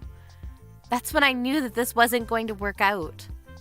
What do you mean not work out? You were seriously pissed off. I figured that it would be better to let you cool off for a bit, no pun intended. You didn't even come home yesterday. I was really worried, you know? Thank you for worrying so much about me, but I have no intention of ever returning. Huh? What about the apartment? You gonna leave even though we live together? Yes, I'm going to pack my things and leave. You can also consider this whole engagement called off. Wait, hang on a second. I'm sorry, I'll explain everything. Just hear me out, okay? I don't have anything else to talk about. I have my reasons. Mom and Dad and what they did yesterday. It was all just actually, you know, a prank. It was a surprise. What? A prank? Yeah, I'm a guy. I'm also an only child, right? So my dad can't say things like, I'm never gonna let you have my daughter. That's why he said he really wanted to try saying that this time around. I do think that he went a little too far by throwing tea on you, but that's why I couldn't help but chuckle a little bit. Hang on a second. Wait, so you knew that would happen? That they would say crap like that to me? Yeah, I'm sorry. Mom knew about it too. But the plan was that he would yell, I'm never gonna let you have my son! And then we were all gonna say that it was all just a prank. Uh-huh. But then Dad had to get carried away by everything. He threw the hot tea on you. So I couldn't help but laugh. Mom was also trying to hold back her laughter. She just didn't say anything because she was trying not to laugh. Are you shitting me right now? Huh? I mean, I was goofing around a little bit yesterday, but it was funny, right? As soon as you figured out that it was a prank, you thought it was a little funny too, right? Be honest. What are you talking about? Are you still messing with me? Do you ever stop messing around at all? I think you should stop messing around as a family. I have no intention of ever forgiving any of you. What? I told you it was a prank. My dad and mom are both okay with us getting married too. They're super happy about it all. I'm not going to get married to you after all this. Why the hell not? The whole thing about I'm not gonna let you take my son is a joke. You understand the meaning of a joke, right? It was all just a prank. To you and your family, it might just be a joke. To me, it isn't a prank or a joke at all. I already spoke to my parents too. To your parents? They're pretty up in arms too. They said that there's no way that they could get along with that kind of family. They're not the only ones either. We're really not going to be able to see eye to eye, ever. Why the hell not? It's just a joke. You're seriously gonna call off the engagement over a joke like that? I feel like that's the worst prank of them all. This is not a prank. It was the first time in my life that I've ever had tea thrown on me. And it was all basically boiling hot tea. My face was okay, but my hands are a little burned. You're seriously the worst. Seriously? Look, I'm sorry about that. But just understand that my dad really didn't have any bad intentions. I'm sorry, okay? Let's have a fun life together. You gotta be able to joke around to have fun in life, right? Personally, dating you at all was just a joke anyway. What are you talking about? I don't know why I was dating you. I don't know why I ever said yes to getting married to you. It all makes sense now. Calm down, okay? I'll give you a little more time to calm down. Once you calm down at your parents' house, come back. I'm not going to go back, but my parents will be going over today. What? They're pretty pissed off, and you're going to be paying for all of my treatment for my burns. Oh, you're exaggerating. I'm sure it was just a tiny little burn, right? Even if it was a little burn, you guys should be really taught a lesson of how big a mistake you all made. Your whole family is seriously a little too stupid. What do you expect? It was the first time I ever brought over a fiancé. It was all a first-time thing for my family too. Marriage is a once-in-a-lifetime thing too. I see. I'll just take this as a thank you for letting me know before we got married. Are you seriously gonna let go of the engagement? I want you to really consider what you've done. Please repent and think about all the guilty things you've done to me. I can't think of a single reason I'd still want to be with you. I didn't think you were that kind of girl. Don't worry about it, I'm gonna reject you anyway. It was just like my mom had told me. Huh? There's no way a 29-year-old woman who isn't married yet is good. That's so true. You're seriously just a leftover. You're never gonna get married for the rest of your life. What a loser. I'm okay that we don't have to get married. I'm glad that your family doesn't have a woman that would call herself your wife. Just kidding! I'm just joking! Seriously! Huh? Was that funny? My joke? I don't think about that, of course. Did you laugh? Come back already! Let's enjoy life together! That really pushed me over the edge. Thank you, actually. Huh? Was that not funny? You can just keep saying your stupid jokes that aren't funny at all for the rest of your life. Bye.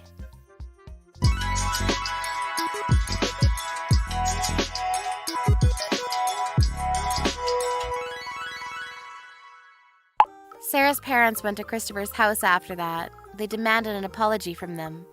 Christopher's parents seemed to be fooling around and not taking it seriously the whole time, but maybe Sarah's dad yelling from the top of his lungs made them realize the gravity of what they'd done. They called out Christopher and immediately started begging. They paid almost twice the treatment fees. The burn wasn't bad at all, and there were no scars left behind. It was a little sad that Sarah had dated someone for 2 years, only to have to meet that whole terrible family. She decided to just focus on her work and career. Christopher had kept contacting Sarah, trying to get her back on the good side and making jokes. But Sarah had already blocked Christopher, so she's never going to have to read those terrible text messages again. What are we going to do about dinner tonight? You better be making it this time.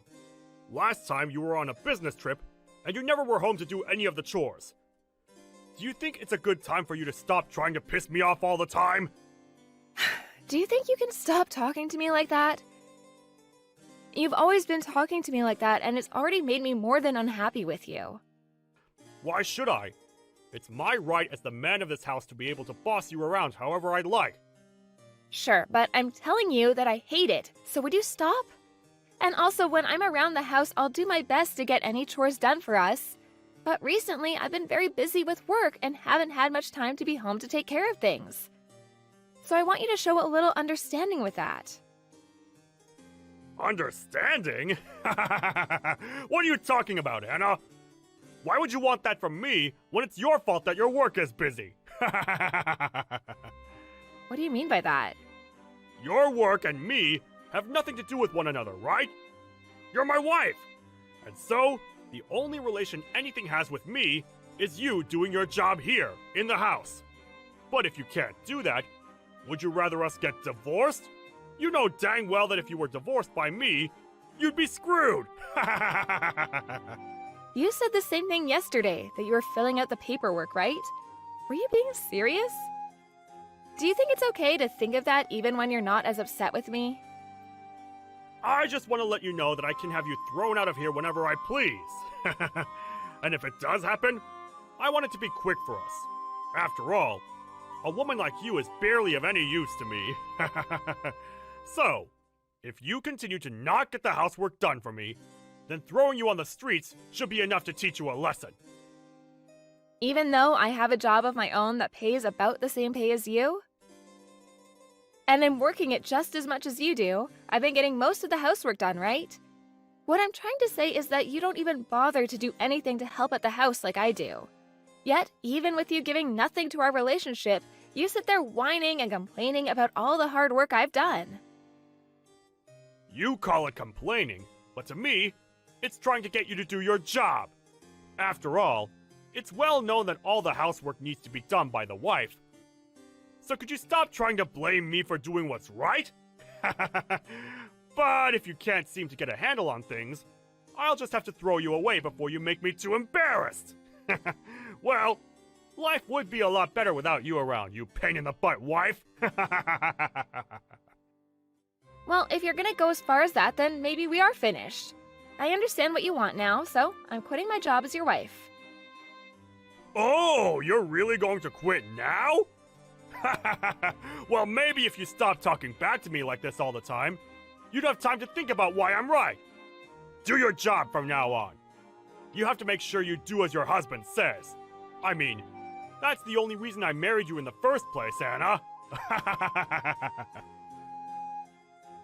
Well, you make a good point. I'm at the point now where I can't even think of anything besides my understanding of you, Bryce.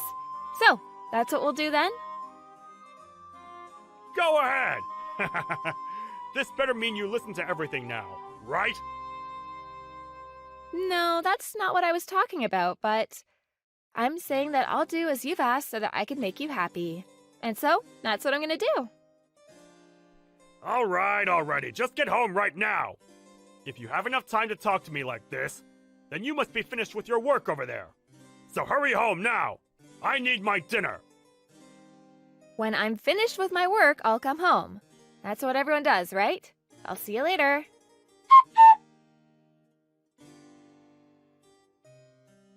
I'm not going to ask this again. Will you please stop screwing around? Huh? What do you want about? How long are you going to be overseas for work? Do you really think I'm fine with you being away from home this long?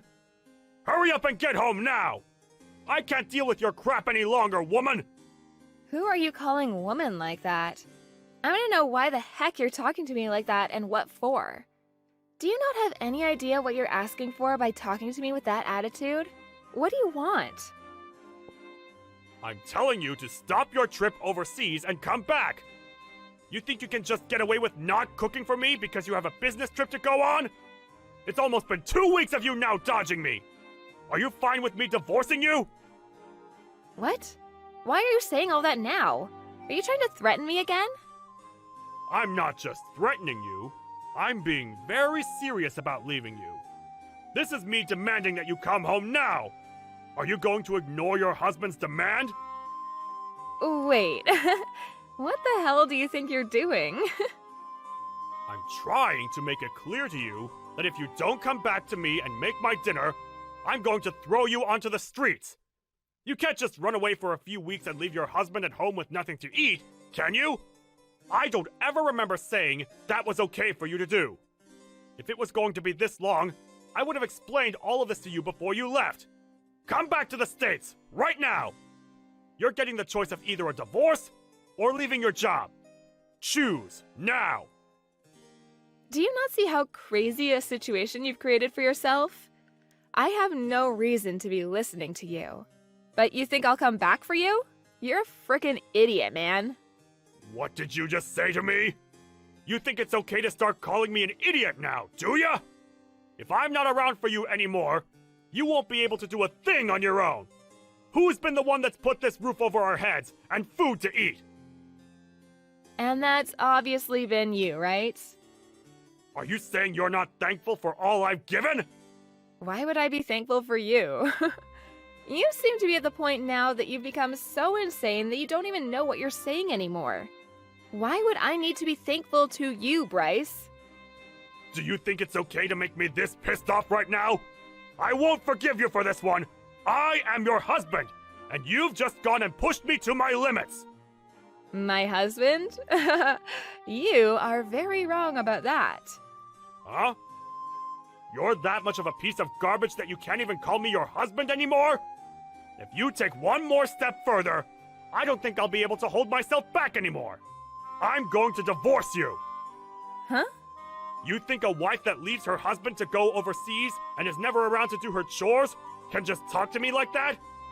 If you don't get on a plane right now and come home to make me dinner, I'm divorcing you!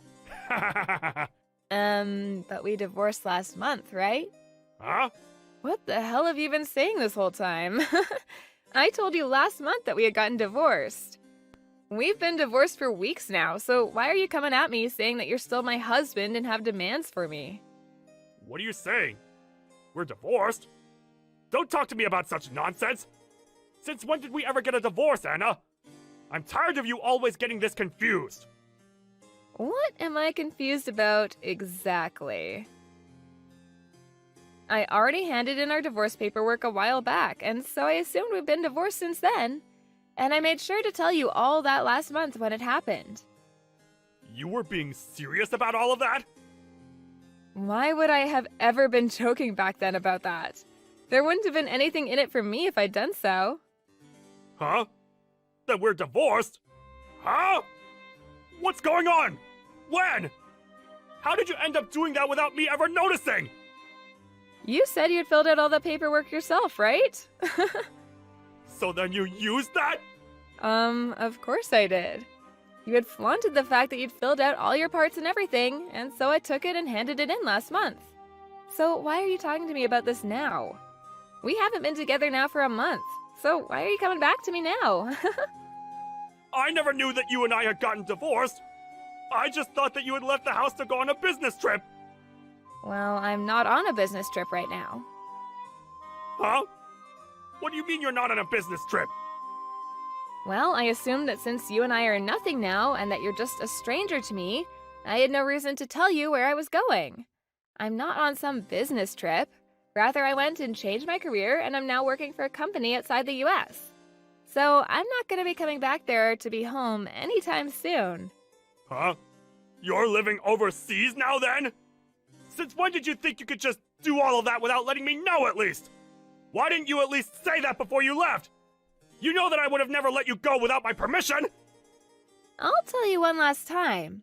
We are divorced now, you and I. So why would it make it necessary to have to come check in with you before making my own choices? We have never been that close to each other, especially now.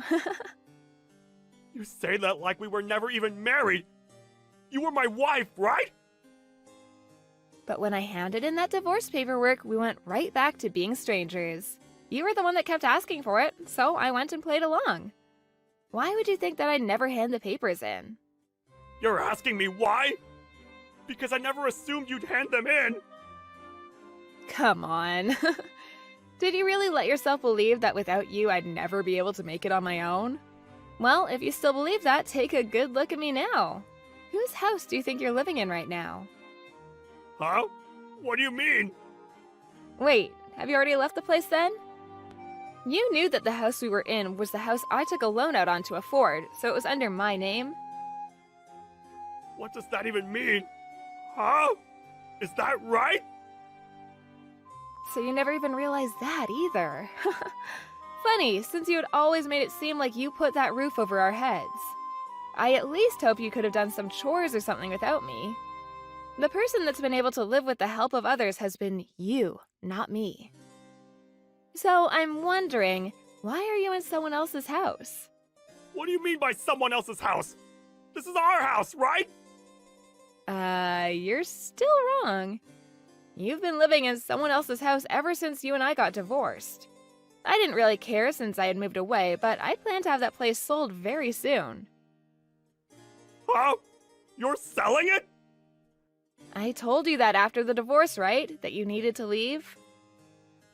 I just thought that everything you said to me back then was you trying to continue our fight or something.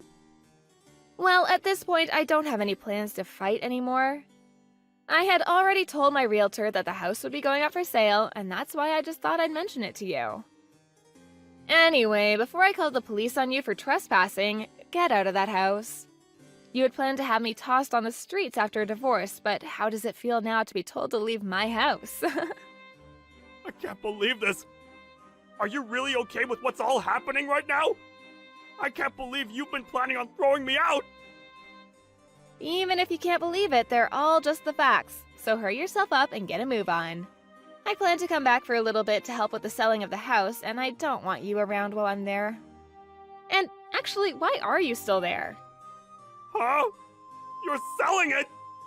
Why, Anna? This place was also my house. Even if you tell me to leave this place now, I can't just do it in a day. Come on now. You've been the one planning this for a while now, right? Whenever I did something you didn't like, you used divorce as a way of threatening me. And even after telling you over and over again to stop, you keep coming at me with that horrible attitude of yours. You never even learned to change the way you acted out towards me, and so this is the price you get to pay. I'm so happy you decided to fill out a lot of that divorce paperwork because it made my decision a whole lot easier. You're kidding, right? Does this mean you've always wanted to divorce me? Why, though? You'll never be able to find as good of a husband as me! What? A good husband? What part of you is good? What the? If you're referring to all the plates you'd leave behind after eating and the rare occasions that you'd come around and make a meal for us, I think you're very wrong for making that seem like you were a good husband. Huh? I was? On top of that, your hateful attitude towards me that you'd have every day and the fact that you always tried to look down on me really showed me how terrible of a husband you were. Do you understand what I mean? It was impossible for me to be around you, especially when you got all worked up. But we're divorced now, so I don't really care if you understand me or not. So, why have you still not left the house after getting divorced? You're asking me why? So you really did not think we were divorced. Anna, this isn't good. Can you please stop trying to mess with me? I didn't know anything about you selfishly handing in those documents without me. And asking me to leave all of a sudden is not going to sit well with me. Huh? Do you not see who's messing around right now still? Huh? This is all what you deserve after treating your kind wife so horrible after she told you to lay off of her so many times.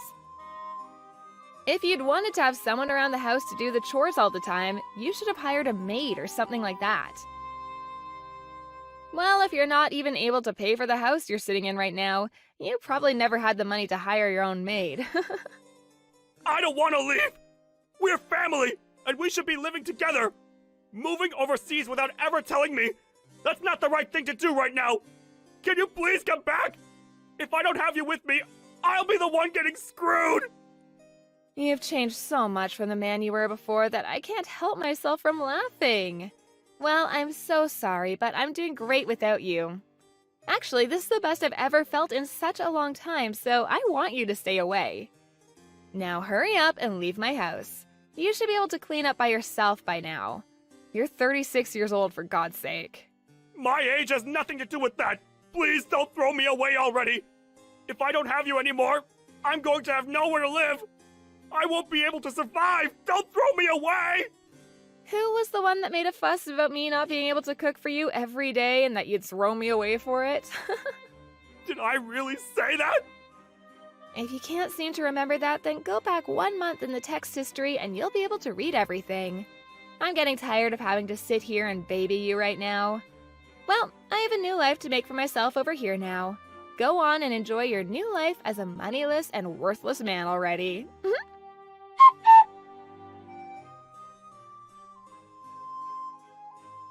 In the end, Anna moved on and ignored anything else Bryce said to her.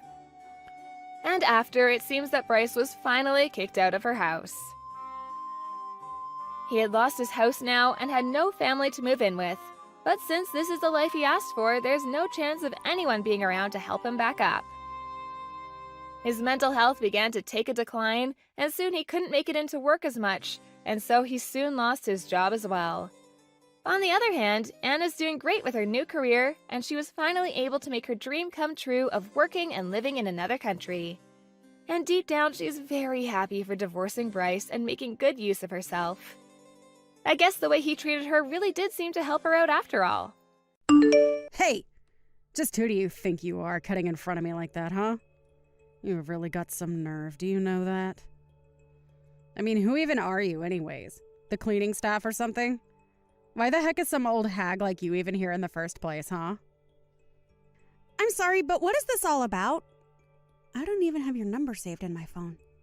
In fact, the one who should be asking questions around here is me. For instance, why in the world did you throw that plate right at my head? I'm just glad that my aim was dead on. I was almost scared that it would go flying past you and hit someone else. But you can really only blame yourself for getting hit with that plate. I mean, I didn't have any other means of getting rid of you. And you still haven't answered my question about just what you think that you were doing here in the first place anyways. So why don't you go ahead and answer me first instead? I mean, seriously? You were holding a mop. Are you even invited to this thing? Are you part of the cleaning staff here? Or did you just try and break into this wedding and thought the mop would make a good disguise? I will have you know that I am invited to this event and I am supposed to be here. I've done nothing wrong at all. So what I want to know is why you threw a plate at my head just because I walked past you. That was completely uncalled for. Maybe next time you should watch where you were walking, and especially who you're walking around. You really had some nerve just walking in front of me as if I was a nobody. Don't you know who I am? I really wish that sometimes we all had to wear badges that showed how important we were, so that then losers like you would be forced to reckon with how useless you are compared to winners like me. What in the world are you talking about? I'm serious. Is there something wrong with you? Should I call someone to come here and take care of you or something like that? Oh, well, I am just so happy that you're thinking of my well-being. But I don't need anyone's help for anything. Thank you very much. But if anyone around here needs their head checked, then it is you for thinking that you could just walk in front of me and cross my path like that. Next time, remember your place and don't ever get in my way again. Do you understand me? I won't be asking twice, and the punishment for next time will be 2 times what I gave you. You're just a guest at this wedding too, right? Judging by where you're seated, I'm going to guess that the groom is just your boss from work, right? So why in the world are you acting so uppity and self-important at a wedding that isn't even yours to begin with? And just who do you think you are to be talking to me like that? Huh? Haven't you realized that I'm the better person than you in all of this? Don't you realize you're fighting a losing battle? After all, you were holding a mop. I don't care if you were invited. You were clearly just brought over to clean up once everyone is done. Maybe next time I'll throw some wet rags at you so you can clean even better. Honestly, what is the matter with you? So what if I was just a member of the cleaning staff here at the wedding venue? You still shouldn't treat people like this. But I think you've given me more than enough information to know exactly what kind of person you are. And now you're trying to tell me that you're not just another member of the cleaning staff? I suppose it really doesn't matter what your job is here. Everyone here from the office is beneath my position anyways. But I guess that's what separates me from all the other rubes. I'm the only one here who realizes that in this world, it's eat or be eaten. Clearly everyone else is too busy being eaten to smarten up and live like me. Right, yeah. You are exactly the kind of person that I think you are. And that is not a good thing, let me tell you that much. Whatever. You just watch yourself next time. Or else. Got it? Because you're already on thin ice being such a poor loser and showing up to a wedding like this. Anyways, I made quite the mess when I threw that plate at your head earlier while you were walking in front of me. So why don't you find a broom and clean it up? Huh? You know that you're not going to get away with this, right? I'll make sure of that. Oh, yeah? And just what are you going to do about it, huh?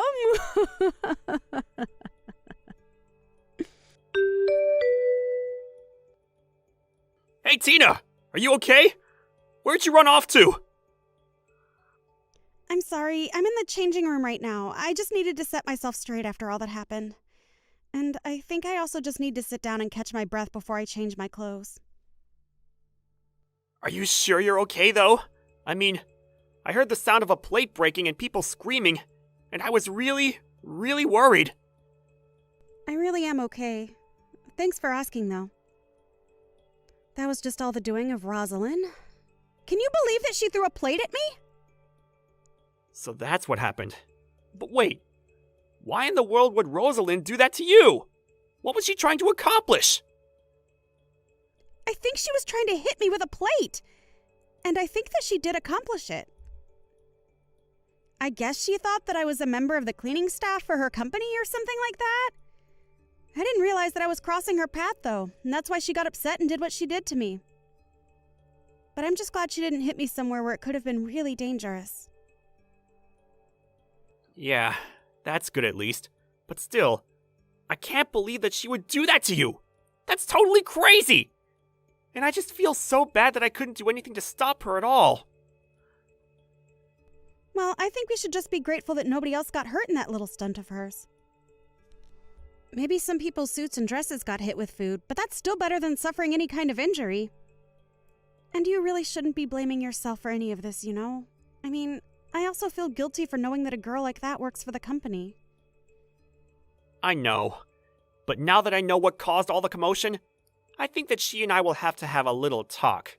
I mean, I was really excited when we hired her on, but I had no idea that she was such a loose cannon. Here I thought we were really being able to count on her. Well, I guess sometimes these kinds of people make it through the interview process, don't they? But anyways, she still seems to think that I'm just a member of the cleaning staff. She keeps ordering me to clean up messes around the venue.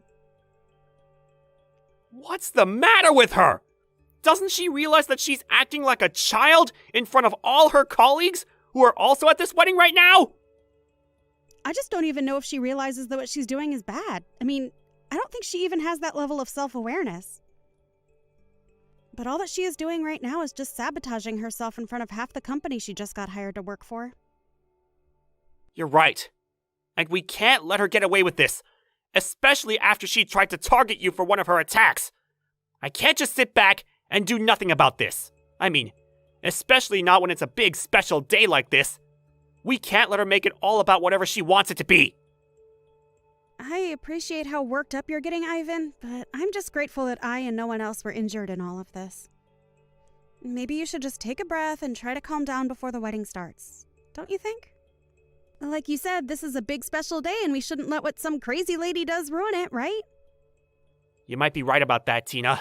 But just, please be careful. I would hate for something else like this to happen today. Well, I am sure that if Rosalind had any idea about who I really was, that she would feel really foolish about what she just did.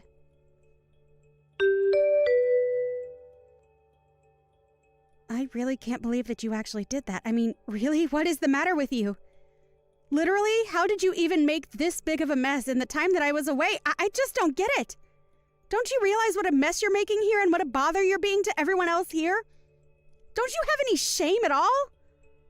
The only one who should be ashamed here is you. Of not doing your job as the cleaning lady, that is. Now hurry up and start cleaning this place up right now.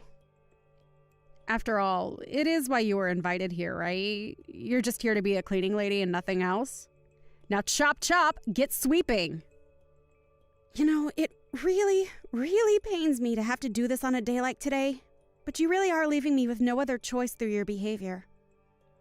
I am not going to be cleaning anything. In fact, you made this mess, so you are going to clean it up right now. Are you crazy? Have you seriously lost your mind or something? Just why in the world would I do your job for you? You're the cleaning lady, and I'm the real employee. So when I point to something and tell you to clean it, I don't want to hear any back talk. You need to shut up and do as I say. You are cleaning staff, and it is your job to clean. Do you understand me? I really just don't even know how to deal with someone who thinks like you. I mean, why is all this cleaning falling to me anyways? I thought I told you that I was getting tired of you talking back to me. I told you that your job was to listen to me when I say something needs to be cleaned, and then clean it. Don't you know that I'm a fast track to the top of this company? You're nobody compared to me, and it's high time you showed me some respect. You should be lucky that you still even have your job after all of this talking back to me that you have been doing. Now, if you want to earn a living in this world, you'll get your mop and start cleaning. It sounds to me like you're really, really happy about getting your job at this company, aren't you?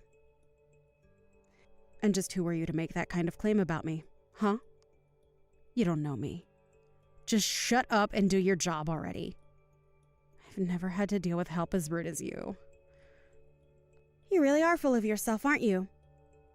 But are you sure you know who you're really talking to right now?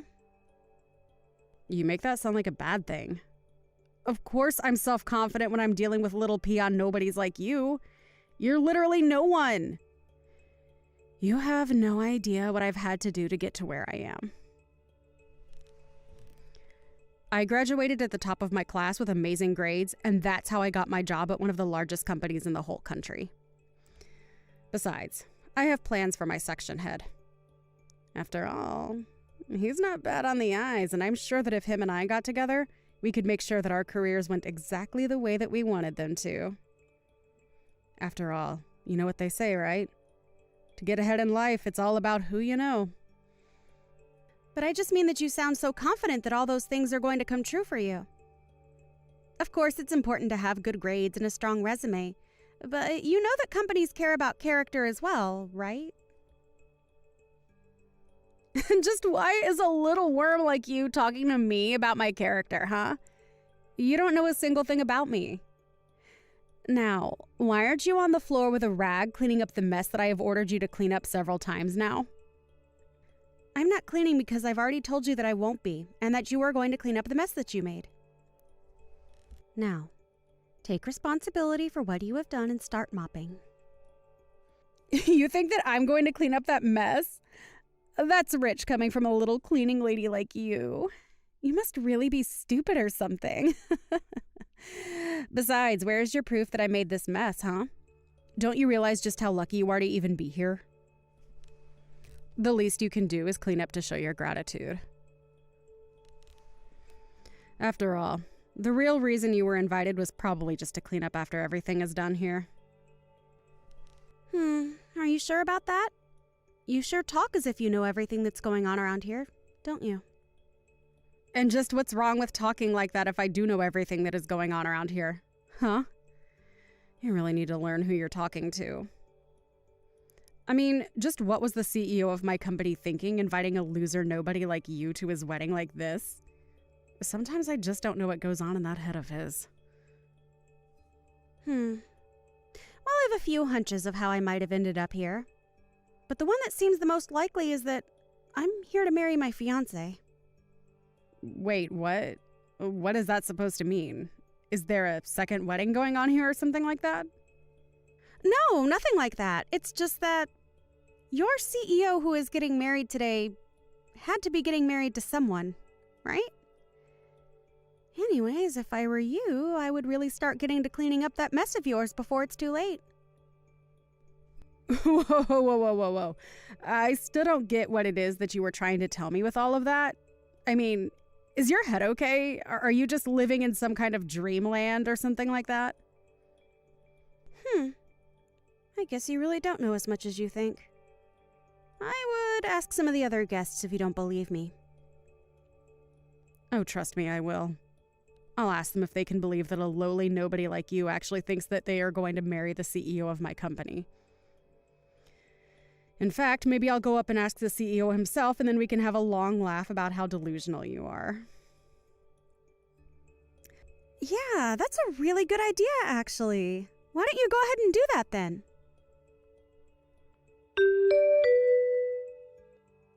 Hi there, boss. This is Rosalind. I just wanted to thank you again for inviting me to your amazing wedding. I really am so happy to be here. But I just had one little question for you. Who is it that you are going to be getting married to today? I don't think that I even know who your fiancé is. What the heck are you doing messaging me right now, huh? Boss, I said it was me, Rosalind. You know who I am.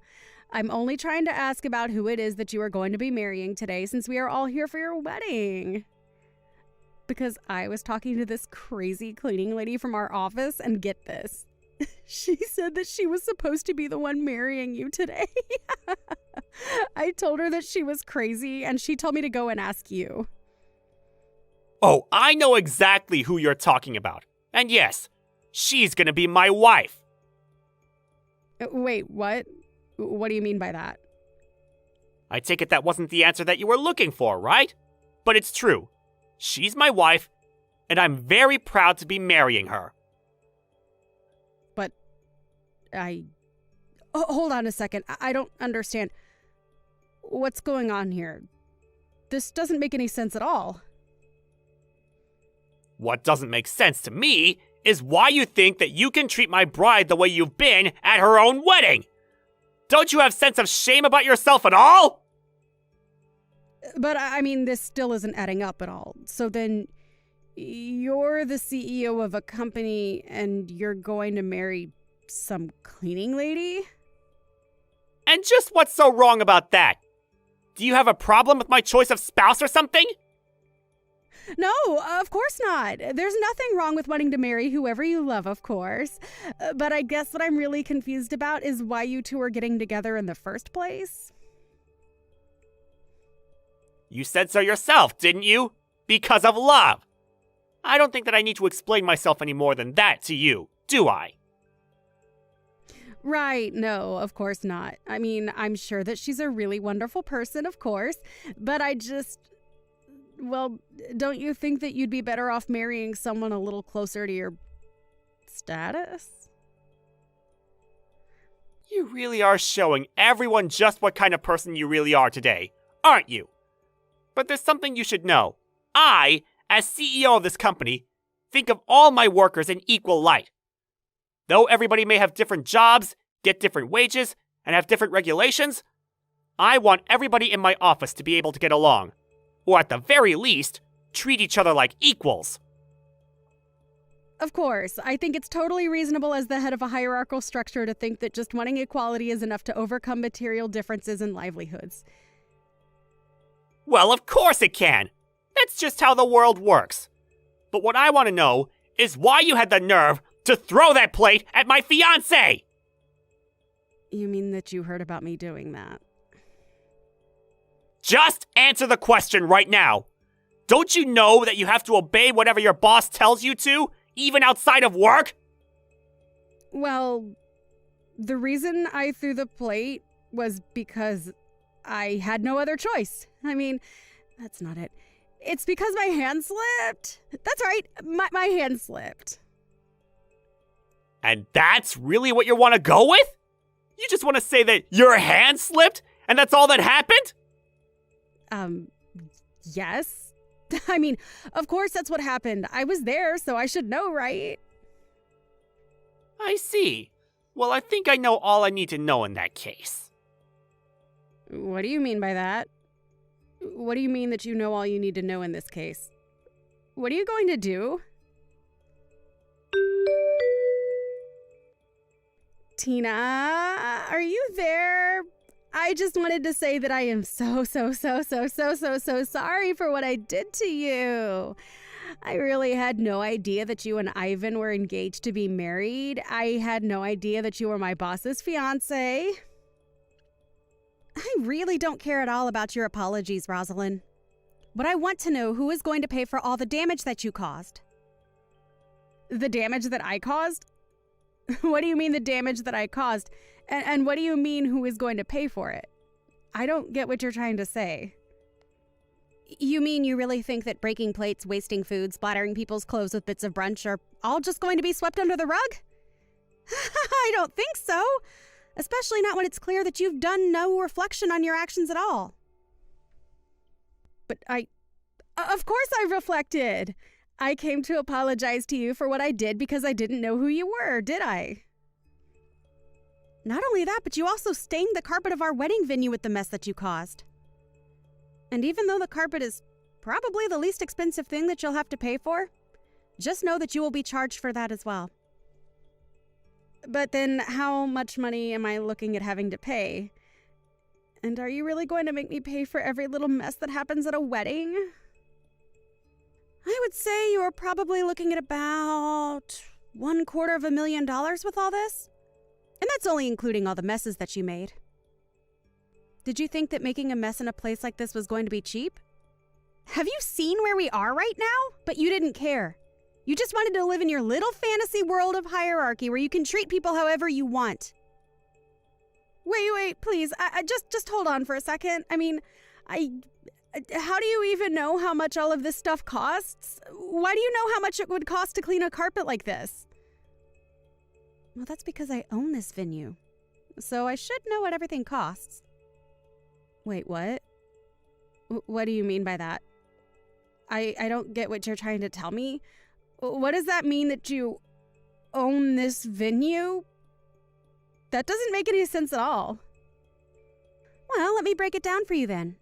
Before I owned this place, it belonged to my mother. Then when she died, I took over the family business of running this place. Of course, I have other jobs, but also have a staff under me who I can use to help me get the things I need done. Although I am just a bit of a clean freak, so I hope that you're not too surprised that I know just how much it costs to clean up messes. So then, when you were walking around earlier with a mop... I know what you're thinking. Why on earth would a bride be mopping at her own wedding? Why would she be doing that when surely a place like this has a staff that would be able to handle messes in a second, right? And yet, after I went to this place with a mop, there wasn't a single square inch that wasn't sparkling. Well, I guess now that you mention it, this place is pretty clean, actually. That's right. But I also helped clean because I hate the idea of others doing something for me that I can do myself. It may be my wedding, but that doesn't mean that I'm some glass doll who can't function on her own. I wanted my staff to see that I mean it when I say they're all equals in my company. Besides, more than anything, I'm just a little bit of a perfectionist, and if things aren't done to my specifications, then I won't be happy. But I've learned that the best way to make sure that happens is just to do the work myself. But I suppose that someone like you has never thought about actually doing something for yourself, have you? It's clear that you expect people like those who work on the cleaning staff to clean up after your messes and take your abuse on top of that. You really are one of the worst kinds of people. Do you know that?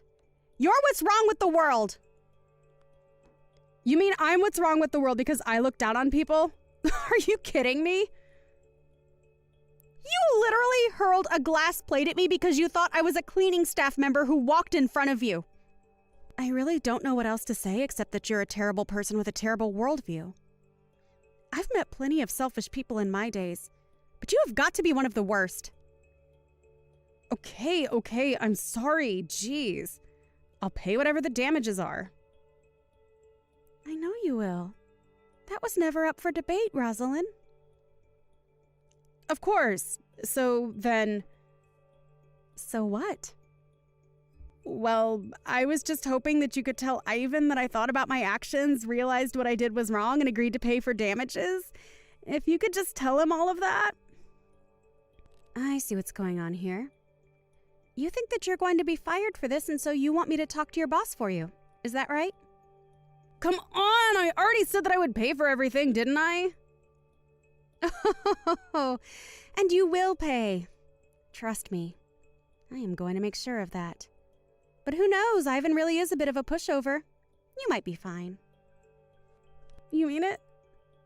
That's amazing! Thank you so much! Sorry, you didn't let me finish. He might let you off the hook, but I won't as upper management of the same company that you work for. In fact, as head of HR, I have significant power in choosing who does, and doesn't, have a job here depending on their behavior. And I'm afraid that you've proven yourself to be a terrible employee. And for that reason, we have no choice but to fire you. No, wait, hold on. You can't actually be serious about that, right? I mean, you're not really going to fire me after I already said that I was sorry and going to be paying for all the damages, are you? Of course I'm going to fire you. It's clear that you haven't really thought at all about why what you did was wrong. And you were going to pay for what you did either way. You are never, ever going to get out of paying for the damage that you caused. And then when you have paid for everything, I'll fire you. It really is quite a simple process if I'm being honest. But come on, don't you think that you're taking things just a little bit too far with all of that? I really don't think that I've even started to take it nearly far enough for what you deserve. And you should know that I have significant pull in this town. Lots of people know me at all the companies that you might think to job hunt at. So I suppose that you might have some real trouble in the job market in the future? You mean that you would really sabotage my whole career just over this? That's taking this whole thing way too far now. Oh, don't worry. I'm sure you will be able to find another job in another field. But you are going to be put on a blacklist in this industry until the end of time. You can't be serious about that. Please, you have to forgive me. Don't do this to me, I'm begging you. This can't be happening to me. I refuse to accept it. How did it all come to this? Well, it all came to this. When a bride at her own wedding walks past one of the guests there and the guest decides to assault the bride with a plate. I think it's pretty clear to see who is in the wrong when you take a step back and look at it like that. Can't you? But, I mean, please, you have to at least talk to my supervisor.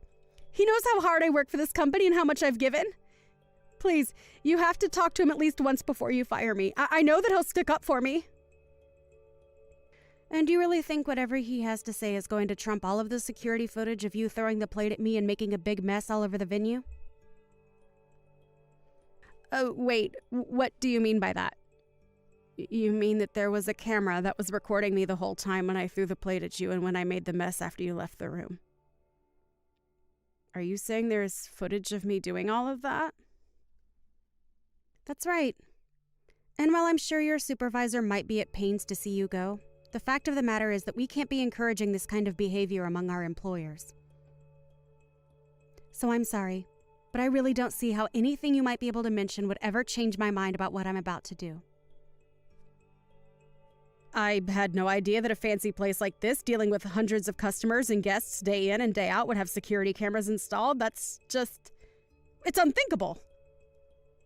And it all means that no matter what anyone says, there is always going to be that hard evidence against you. Now I don't want to ever see your face again. Do you understand me? Wait, please, don't do this to me. This is taking things way too far. I mean, you're talking about ending my career. You can't do that. Are you sure about that? You are more than welcome to try and stop me. But if you really think that that position is everything when it comes to working in this company, then you already know that you don't have a chance. After that, Rosalind tried asking her supervisor to step in and try to save her job. He put up a fight and begged me not to go through with my decision, citing all the hard work that Rosalind had put in since she started at the company. But when I showed her the footage from the wedding, he didn't have anything else to say. So, Rosalind was fired from her job. She ended up moving back in with her parents, and I hear that she was becoming something of a recluse now. Although I can't blame her, since after she was fired, she found out that I followed through on my promise to blacklist her from every company in our industry. And to think that she might have had a really great career waiting ahead of her. If only she didn't get a huge ego and think she could treat people however she wanted to. I hear that she ended up finding some part-time work at her parents' requests. Though I can hardly imagine with pride like hers lasting in a job like that long. As for Ivan and I, after we chased off Rosalind from our wedding, things finally calmed down and we were able to proceed with the ceremony without any further incident. In fact, after she was gone, many of the guests came up to me and apologized to me for not doing anything about Rosalind before. I told them it was fine and that I understand just how scary a woman like that could be to approach.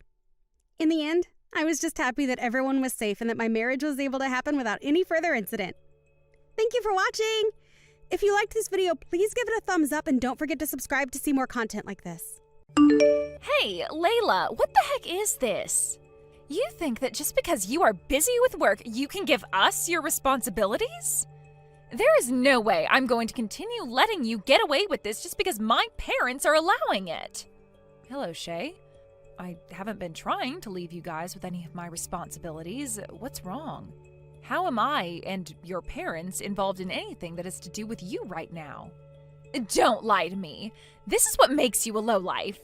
You think you can just act stupid, which I know you are, all in order to go out and work and have fun while I have to be at home with this kid because my dad told me so.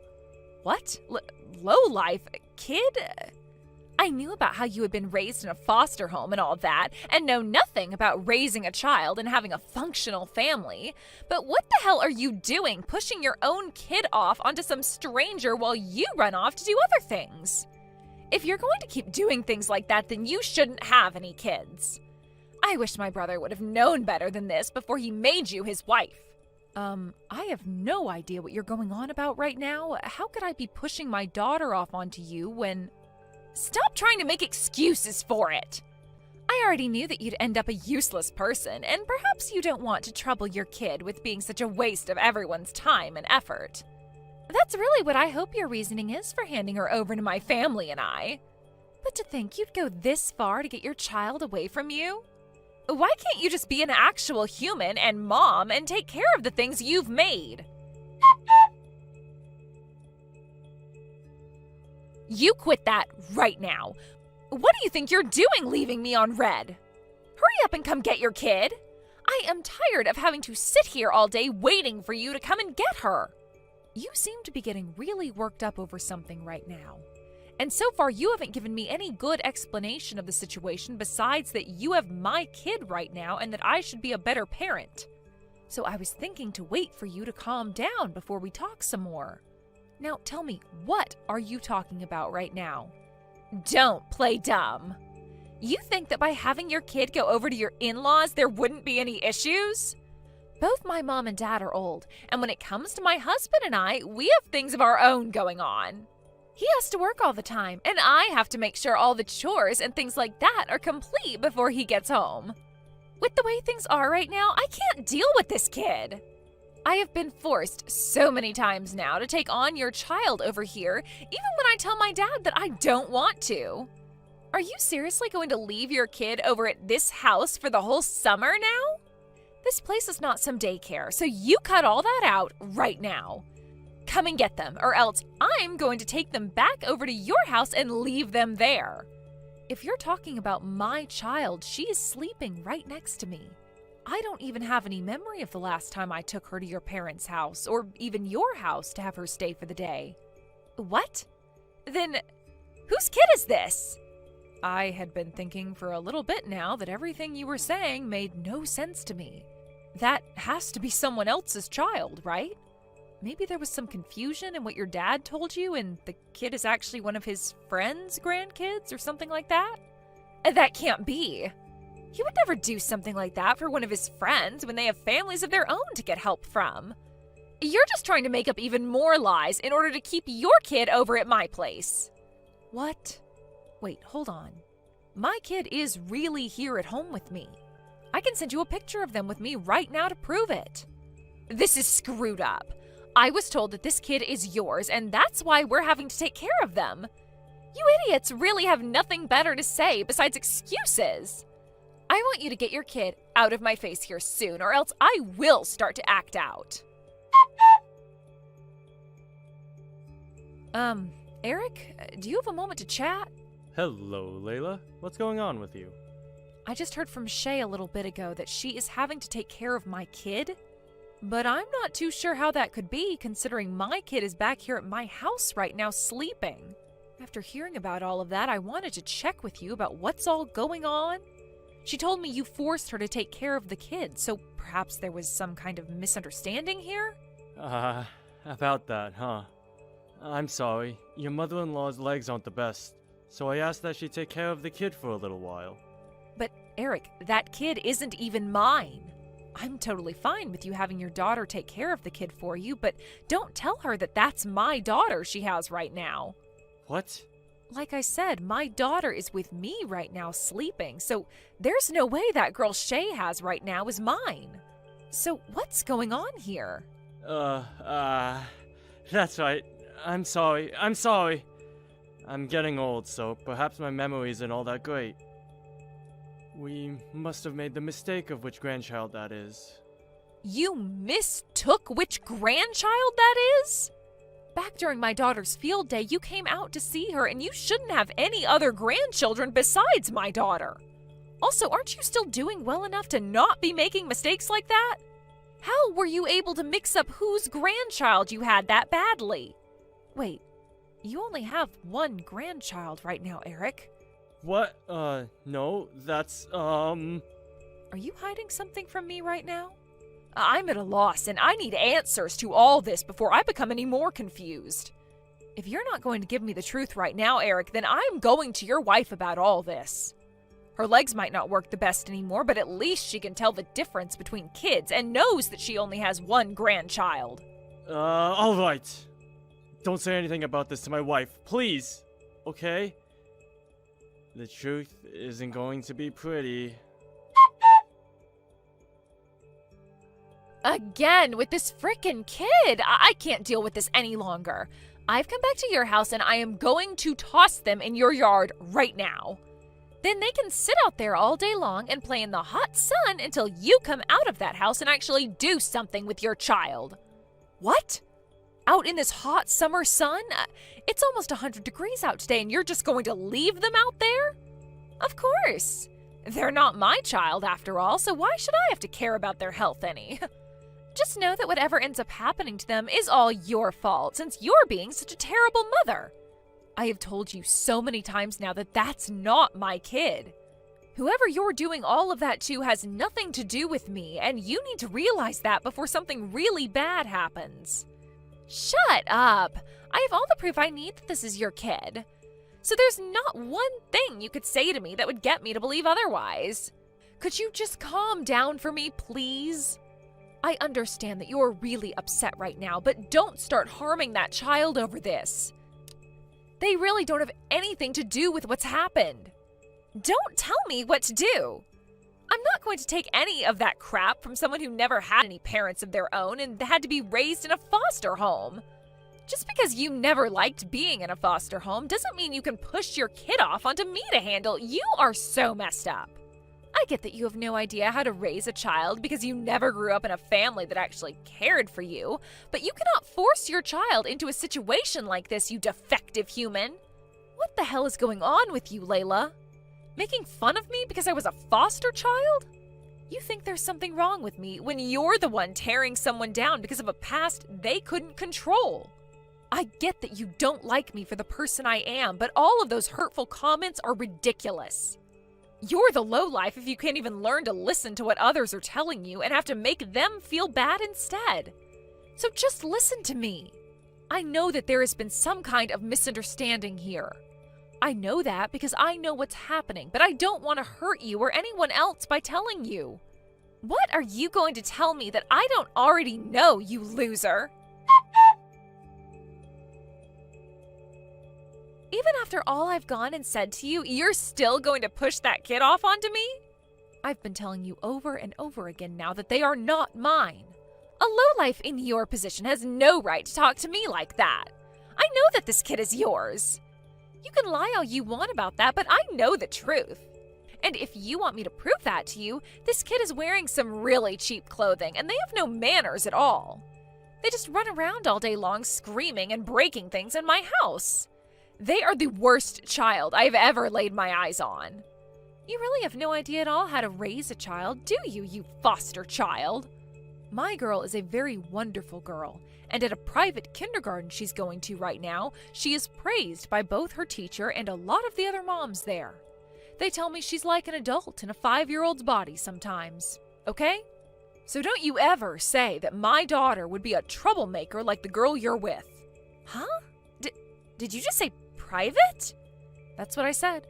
My baby girl goes to a private kindergarten right now. I told you all about that a while back, right? Ah, so this is why you continue to think that kid is mine. You've been judging who their parents are based on the clothes they wear and their manners. Of course I have been. A lowlife like you would never be able to afford anything more than the cheapest options. It's insane that you'd think I'd fall for a lie about your child going to a private school. I mean, having been a foster child, making money these days must be so difficult for you, right? Right now, my husband and I own and run a cafe together. It has been very popular on social media, and every day the place is packed, making it a very difficult yet rewarding job for us. What? Lion is the name of our cafe. We have a lot of followers online, so go and have a look at the place yourself. There really is a place called Lion. Is that you in the picture of the cafe? That's because I run the place, so of course I'll be in some of the photos. Of course my daughter isn't in any of those photos, though. So because your cafe is always so busy, you're having me take care of your kid, right?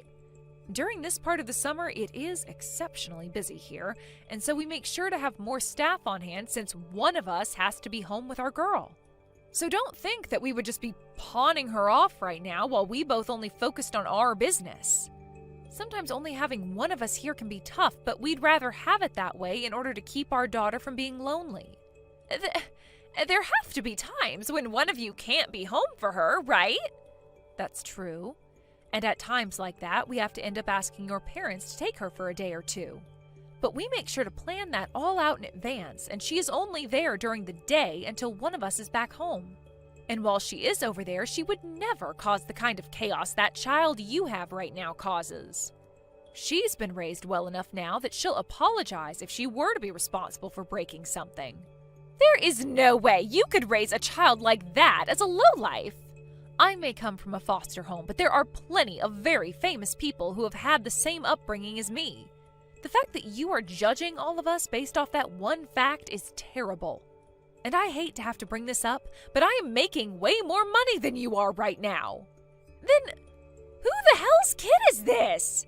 This brat seems just like you, causing all sorts of trouble for others without a care in the world for their mental health. There is no way this kid is anyone's besides yours. Well, about that. That happens to be your dad's secret lover's grandkid who he's been trying to hide. My dad's secret lover's grandkid? In the past, your dad cheated on your mom. At that time, they both then ended up making a baby together, and after that, he'd been doing his best to pay for them, through child support and things like that. But after a few decades, that kid then ended up having a baby herself and expected your dad to take care of it for her. So he listened and started to help take care of his grandkids, but in order to not let any of you guys learn the truth, he said the kid was mine, and then had you care for them. Which means that right now, you are taking care of his secret daughter's child. What? Huh? What the? This kid is his secret lover's child's child? Sort of like a hidden grandchild. Although that's a bit strange to say. I cannot believe this! There's no way something like that has happened! I've just been telling you the truth. You should have a word with your dad about this now. I've already spoken with him myself, and this is all what he told me. Your dad was asked to help with his other grandchild, and for a bit, he took them on with your mother. But in order to not let her find out the truth, he started asking you to take care of them for him. That's how things have ended up like this. Your dad ended up forgetting all about the fact that my daughter goes to a private school and forgot about her face as well, causing him to think that child was mine over time. Honestly, the fact that he mixed her up with whatever child you have now is a little bit disheartening for me. That's what happened? Shay, I can totally understand how you feel right now, having had a kid pushed off onto you for a while now. It really is tough having to raise a child.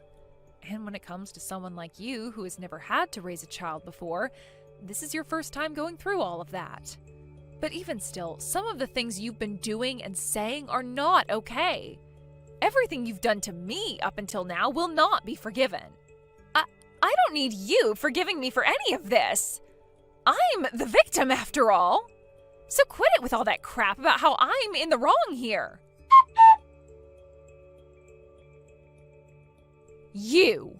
What the hell are you trying to do by telling my husband all those things?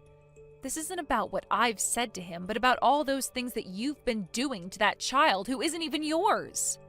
I had to go and talk with him about how things have been going down there at your house. Just the other day, you left that kid in my yard all day under the scorching sun as though that was perfectly okay. I had to talk with him about that, all right? I was starting to worry about that child's safety. I was just doing all those things to them because I thought they were your child. So you're telling me that if it were mine, it would be okay to do whatever you wanted to them?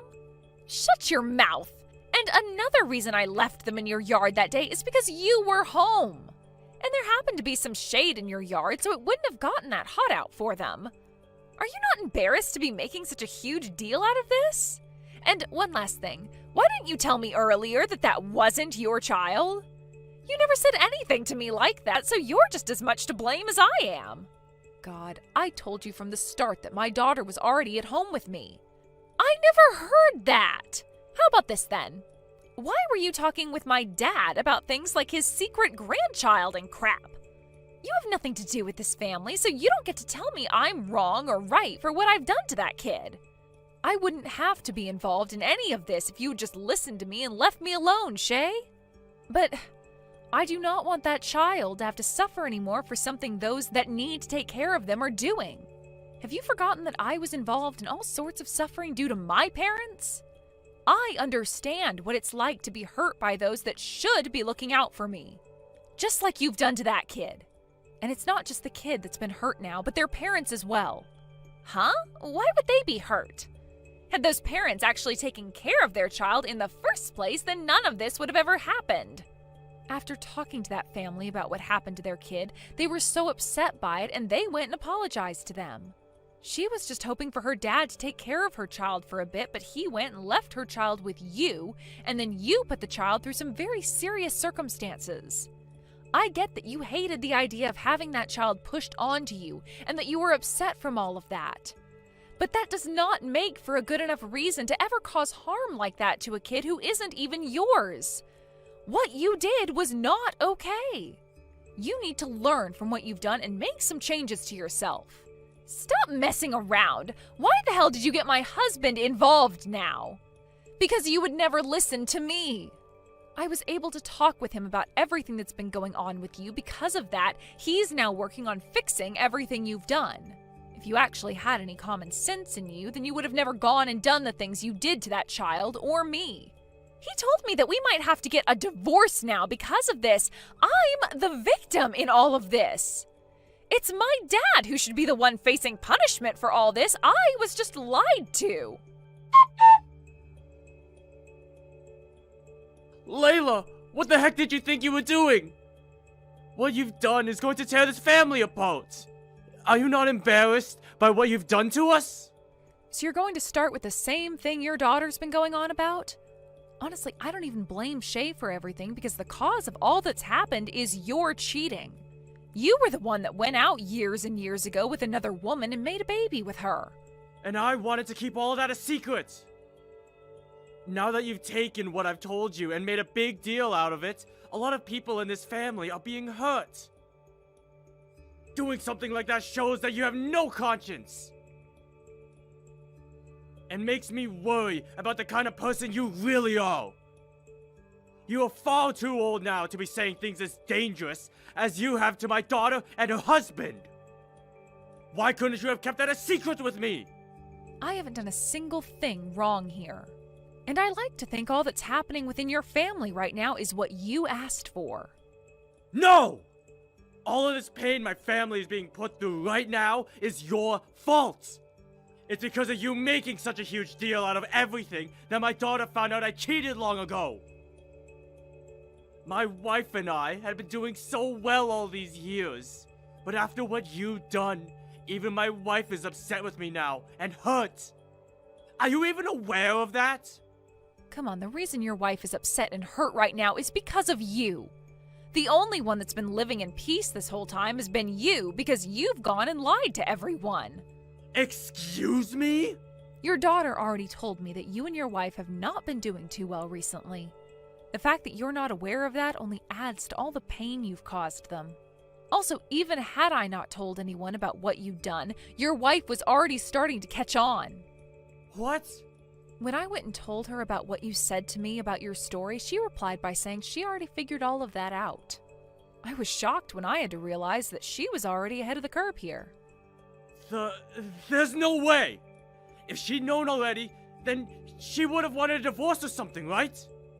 She never said anything to me. Never said anything at all. It's not that she didn't, but that she couldn't. Even if she wanted to say something to you about it, you both had 2 kids already, and she didn't have all the evidence yet. All she could do was cry herself to sleep every night, thinking that you had yourself another woman. But, Eric, because of what's happened here, she's been able to learn about the kid you had with that other woman, and that you've been taking on that kid's kid for her. It would be rare for her not to take action against you now after all she's had to learn. No! She has been with me this whole time because she loved me. You had just gotten to her and made her unhappy with me. Your daughter was acting just the way you are right now, so I can see where she got that kind of childish behavior from.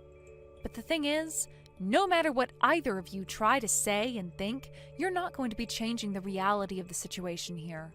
Your wife was able to have a look at all the child support you've paid and tried to hide from her. And right now, she's even talking with that woman you cheated with, and her daughter. Your wife has now been talking with a lawyer she had around with her for the longest time.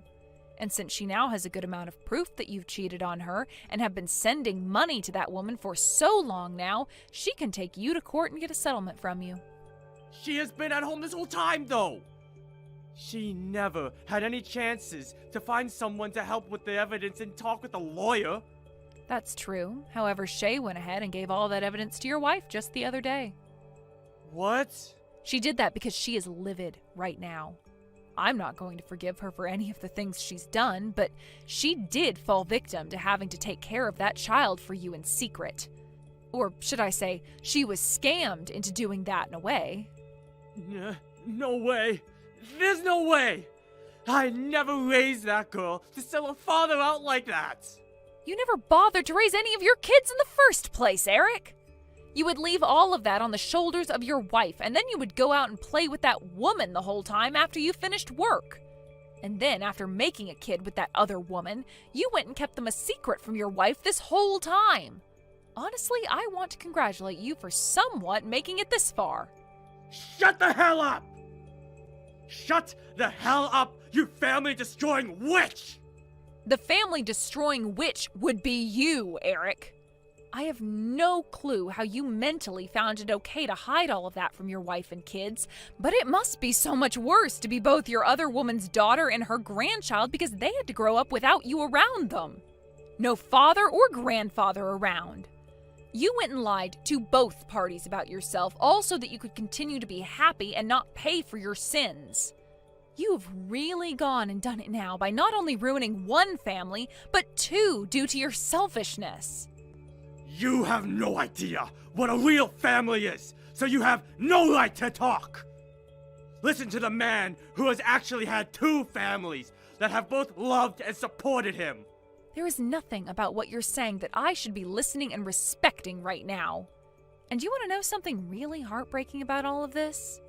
Your wife has been waiting for years now, hoping that someday you'd open up to her about the truth and ask for her forgiveness. But instead of telling her the truth about having another woman, you went and had a kid with that woman and kept it a secret. She is going through a lot of pain now after feeling almost 3 decades worth of suffering and no longer wants anything to do with you. From now on, you deserve to live life on your own, please. What? Why are my kids saying they want to cut ties to me now? This all shouldn't change the fact I'm still their father, right? They want you out of their lives because you are their father. You went and did something completely unthinkable to them, and they are both in shock now. That's how horrible of a person you've been to them. If they both cut ties to me, I'll be screwed. I won't even be able to see my grandchild anymore, right? Huh? You and my son went and had that girl of yours a while back, and it's been so nice having a grandchild around. I don't want to lose them. I would never let my daughter meet a heartless man such as yourself anymore. The man who has gone and literally hurt everyone in his family, in both his families, needs to go burn in hell now. I'm on your mom's side in this. So that's it between you and I. Goodbye forever, you monster. Shay, the out-of-court settlement has been handled now, right? I heard about that from your mom. What do you want with me now? It's not like I'm happy about anything. I just wanted the money I deserved for having to take care of that woman's, well, I guess my sister-in-law's child. Have you not learned anything at all, though, after what all has happened? Learned anything? About what? About how I went and blamed you for that kid, thinking it was yours that whole time? Well, I was the victim there too then, so I shouldn't have to learn anything. And the reason I'm not happy is because even though my dad is out of the picture now, I'm going to have to take care of my mom now. Because he's gone, she's become my problem. You really are useless and a waste. Why did I have to end up in a position like this because of you? Having to take care of her has left me with no time to myself, and all of this after being forced to take care of a kid that wasn't even a part of this family. I get that you're the victim of some very terrible things due to your dad. But you didn't learn anything from causing harm to a young child like that, thinking they were mine. Just because you were a victim does not give you a free pass to do whatever you'd like. But you're going to be fine now, right? You should be used to taking care of another person by now. Huh? There's no way I know how to take care of my mom. Her legs are totally messed up and her back is hurting her all the time. And due to my dad, her lawyer is coming over to the house quite a lot. That's right. You come over and give me a hand. You're my younger sister-in-law after all. You're not twisted enough to throw away your mom-in-law now, right? No, thank you. Why should I have to go there and help you out? What? Well, you said it yourself, didn't you? Something about how it's messed up for one to force another person to have to take care of their responsibilities, like their child or their mother, perhaps? So I'm going to say the same thing right back to you. Do not have me take care of your own mother for you. That would be messed up. What? You witch! Your mom is already telling me that she doesn't need me to come over there and help you both out. She said she wants to keep relying on you until you've learned both your lesson and become a bit better of a person inside. So because of that, I'm not going to give you a helping hand. I happen to have a kid myself, so I need to be here for her. Then what the hell should I be doing here? I have no one else to ask for help now. Hey, reply to me. Eric ended up having to pay a massive amount in an out-of-court settlement to his wife, and then was completely cut off by everyone in his family. He was then left with their house as his wife moved out and would no longer have anyone around to keep him company anymore. Now he's going to have to work on paying off all the debt he's been left in for the rest of his life, most likely. I've heard about how he's been trying a few times now to get with the other woman he's been cheating with when he was younger, but she herself has a husband now and she won't tell Eric anything about him. He also tried going to the daughter of that woman, hoping that she would start hanging out with him more. Or even allowing him to go and live with her husband and their baby, but they didn't want anything to do with Eric either. She was actually so upset with what he had done to her daughter by handing her off to Shay to care for and abuse to some extent, that she ended up cutting ties to him as well. I'm not sure Eric will ever be able to find himself anyone to keep him company again, and should give up on the idea of family in general, since he obviously never had a good enough idea of what one was. When it comes to Shay, her husband ended up creating some borders, telling her that she'd be left in charge of her mother as a way of punishing her for what she'd done to both myself and that little girl. She didn't take this very well at first, cussing him out and even trying to guilt him into helping since this was his mother-in-law. However, just like with me, he said no to all that, and then hit her with the ultimatum that if she didn't care for her mom or tried forcing him to, then he'd divorce her and leave town. With that in mind, she shut up and got on living the life with her mother, having to make food for her mom all the time and clean up after her. With there rarely ever being any time for herself now, and that massive pride she once had being smashed away, she's left on her own having to care for her mother for the rest of her mother's life. Of course, if she ever comes to me and actually apologizes for all the trouble she caused, then I'd be happy to start helping her with her mom. But I'm not so sure that day will ever come. And to be very honest, I hope it doesn't.